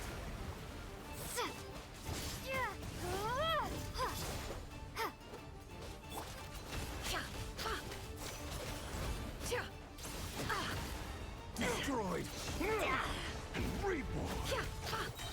The deception ends here. No more lies. Water jet! Bombs away! It all adds up.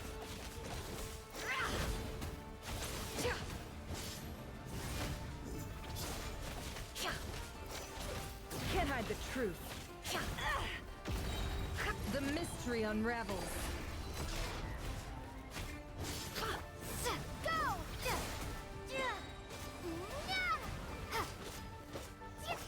It all adds up. Can't hide the truth.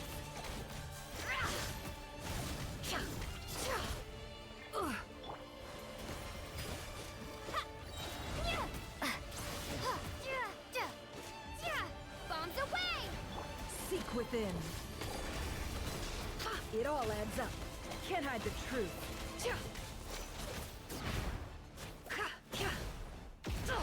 Absurd. Water jet!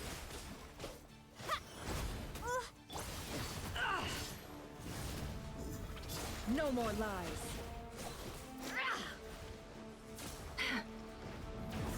It all adds up.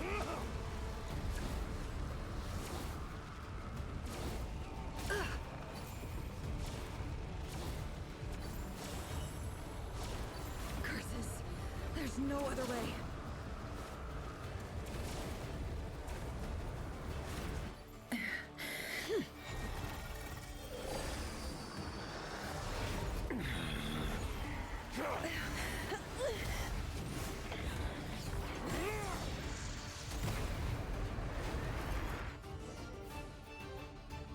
The only way to defeat Rarer is to borrow his own power. That means Columbina will have to disappear while you two bear the brunt of his attacks. You have to hold on.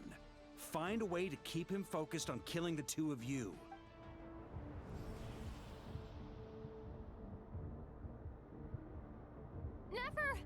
Your eyes are bleeding. Soon you will be powerless to resist. And then, I will reduce you to dust. But that dust will plague your memories. Come on. Keep holding on. Any other tricks up your sleeve? Let's see them. As entertaining as they are. You've backed yourself into a corner. You don't fool me. I see your fear clear as day. I have to stoke his rage. Make him unleash everything. You fear what you could never defeat. You fear the thought of never being able to save your beloved. You cannot win the fight against fate, Rarier. Is that what you think? Well, now it's your turn to feel a You fear the sound of your own name? Is it us you hate?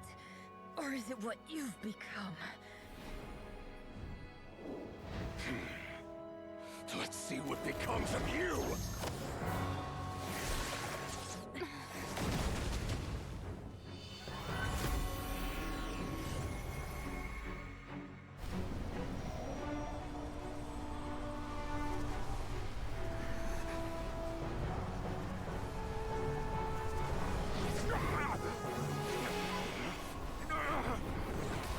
What's happening?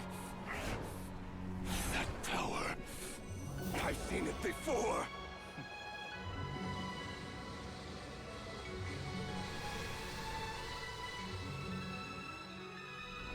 His power is on another level. We'll need to use an alchemical array to convert his power into a usable form. Then quickly channel it into Columbina, rendering her powerful enough to compete with him. I'll join you. I can help. If I release enough abyssal energy into a confined space, it'll create a potential difference, allowing us to extract a huge amount of elemental energy. Next, I'll synchronize with everyone's minds using Pyro, then give you temporary access to their abilities and fields of view. But it won't last long. Can you see? Well enough. So, we have a student of Gold Rhine-Daughter in our midst. How about that?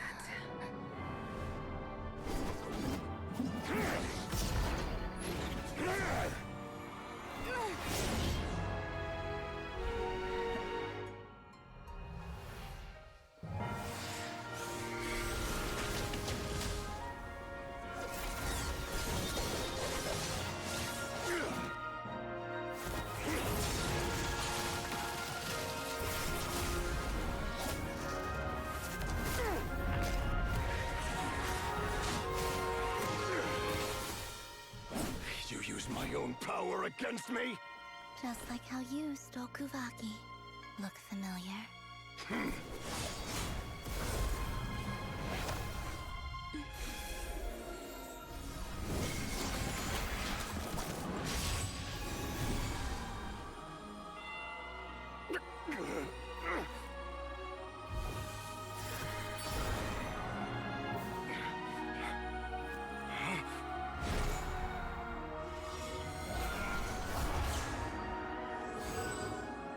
Don't you realize? You don't have the power to hold that gate open. I don't, but someone else does. Goodbye, Rarier.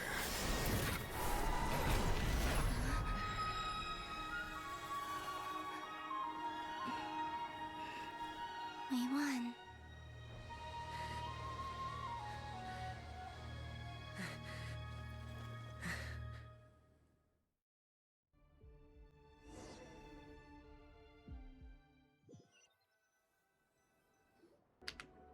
So good. Nefer, how are your eyes? They're fine. Apart from the blindness, of course. It's not too late. Let me handle it.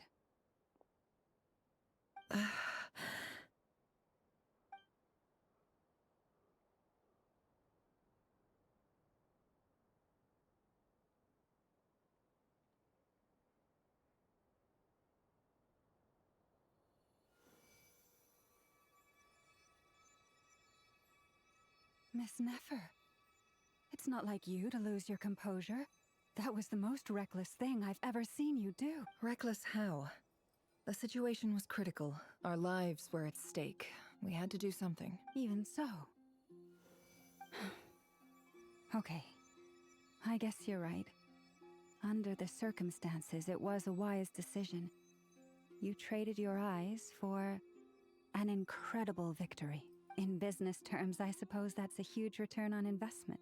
I'd be hard-pressed to argue otherwise. Still, I don't like this outcome, and I don't want you to lose your sight for good. People suffer when they make sacrifices they shouldn't have to make, whether that means faith, strength, or in this case, your ability to even see. I had hoped you could win without sacrificing so much as a single hair on your head. Thank you. Really. All done. Don't try and open your eyes just yet. We'll see how you're doing in a couple of days. Until then, please follow your recovery plan to the letter. I'll send full details through Yehoda. For now, just get yourself home, relax, and rest. My dear friends, we have fought bravely and achieved a spectacular victory. A dark cloud has been lifted from the skies of Nodcry. All in this land will be grateful for what you have done. The moon will remember this day.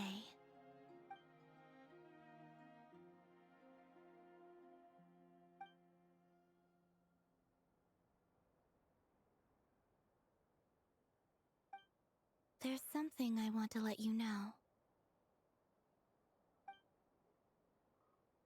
What is it? When Durin connected everyone's minds so I could access their powers, I also felt everything they felt, and since Nefer's eyes were injured, my eyes are hurting now too. Huh. Hold on. Let me try. I only feel the pain. There's no actual damage. I just thought I should tell you. You're right. There's no damage. That's a relief. But I must say, I'm surprised to hear the Kutar share something like this with me. In the past, you never used to open up about yourself. Things are a little different now from how they were. I'm learning to share how I truly feel with my friends. Friends? You have no idea how glad I am to hear that.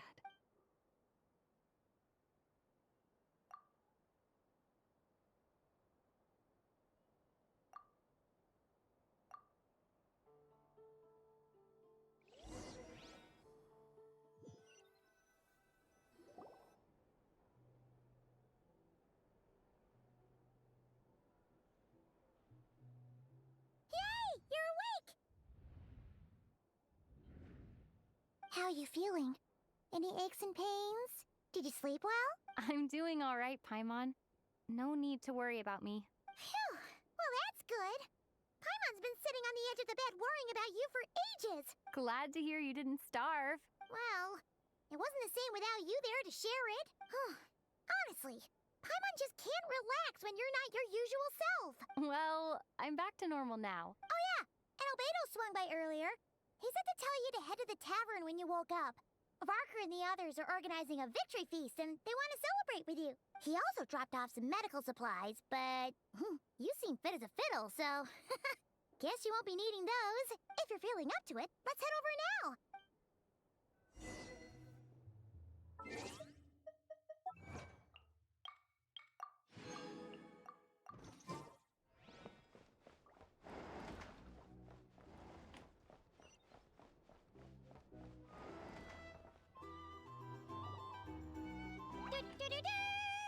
We're here! Traveler and Paimon! Perfect timing! We were literally just saying how there's no way we're holding this victory feast without you. How are you feeling today? Much better, thanks. Don't worry about me. Relieved to hear it. If that changes, just let me know. Happy to check you over at any time. Yep, we're here for you. Anything you need, just let us know. Oh wait! Where's Nefer? How are her eyes doing? Nefer's right over there. I'm sure she'd love to catch up with you.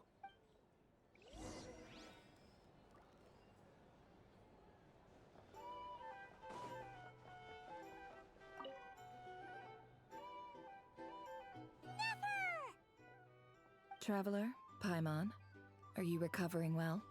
Turns out that moon chanter has some real talent after all. My eyes were mostly recovered after just a couple days' rest. I can actually open them again now. Yeah, but you gotta be careful. Lauma says not to strain your eyes while they're still healing. Yes, thank you. I'm well aware. Yehoda, could I borrow you for a moment?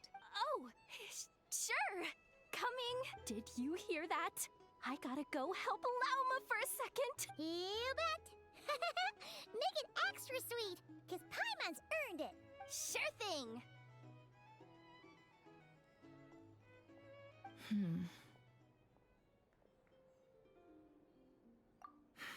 The Raker of Solnari. Kind of a snake, don't you think? No, definitely a snake. A poisonous one who spewed his venomous hatred everywhere.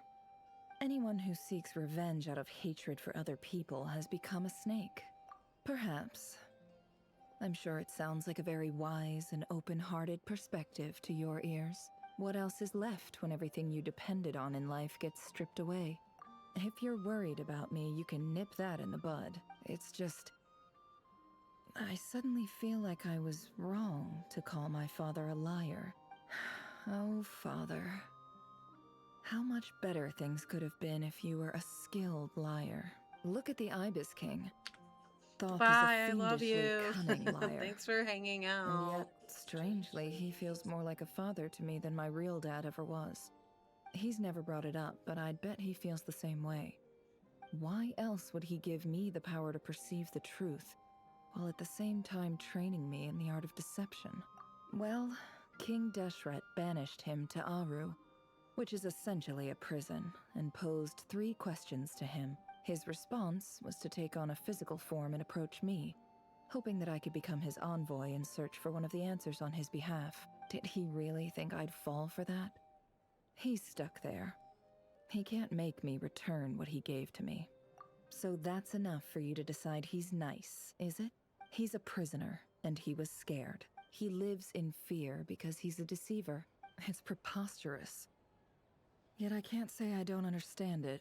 They say that a liar's soul is the most worthless thing in the world. What do you think? Good. If you understand that, it means you're smart. And you see things objectively. If you ask me, the soul of a liar really is worth nothing. For example, when something good falls into my lap, I don't go sharing the news around. Stops other people trying to steal it from... So be it. They have sharp ears. I can't keep anything from them. Oh, is that what it looks like? Well, you all know my past now. And I can't simply eliminate everyone who knows too much. When you find yourself in a situation you can't control, the safest play is to keep calm and start monitoring everyone involved like a hawk. If you understand what's at stake, please ensure my secret is safe with you. Very good. Oh, wait! Now that the panic's over and we've all calmed down, Paimon suddenly remembered something. After all that build-up, our mystery ally never showed up even once!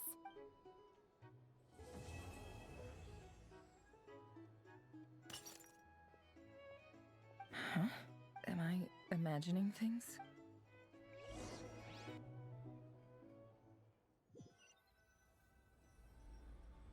So, that close colleague who stayed behind with you? What's he been up to recently? Don't know, don't care. I get more normal human interaction from hanging out with Bosco too than him. Although, now you mention it, he hasn't bothered me in a while. If he's disappeared without a trace, it's the biggest gift he ever gave to the world. He won't lie low forever. So we'd better stay on guard.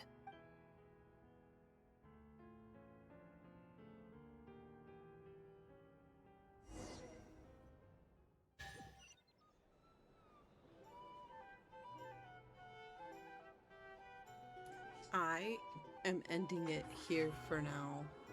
I'll be on tomorrow. Okay, bye.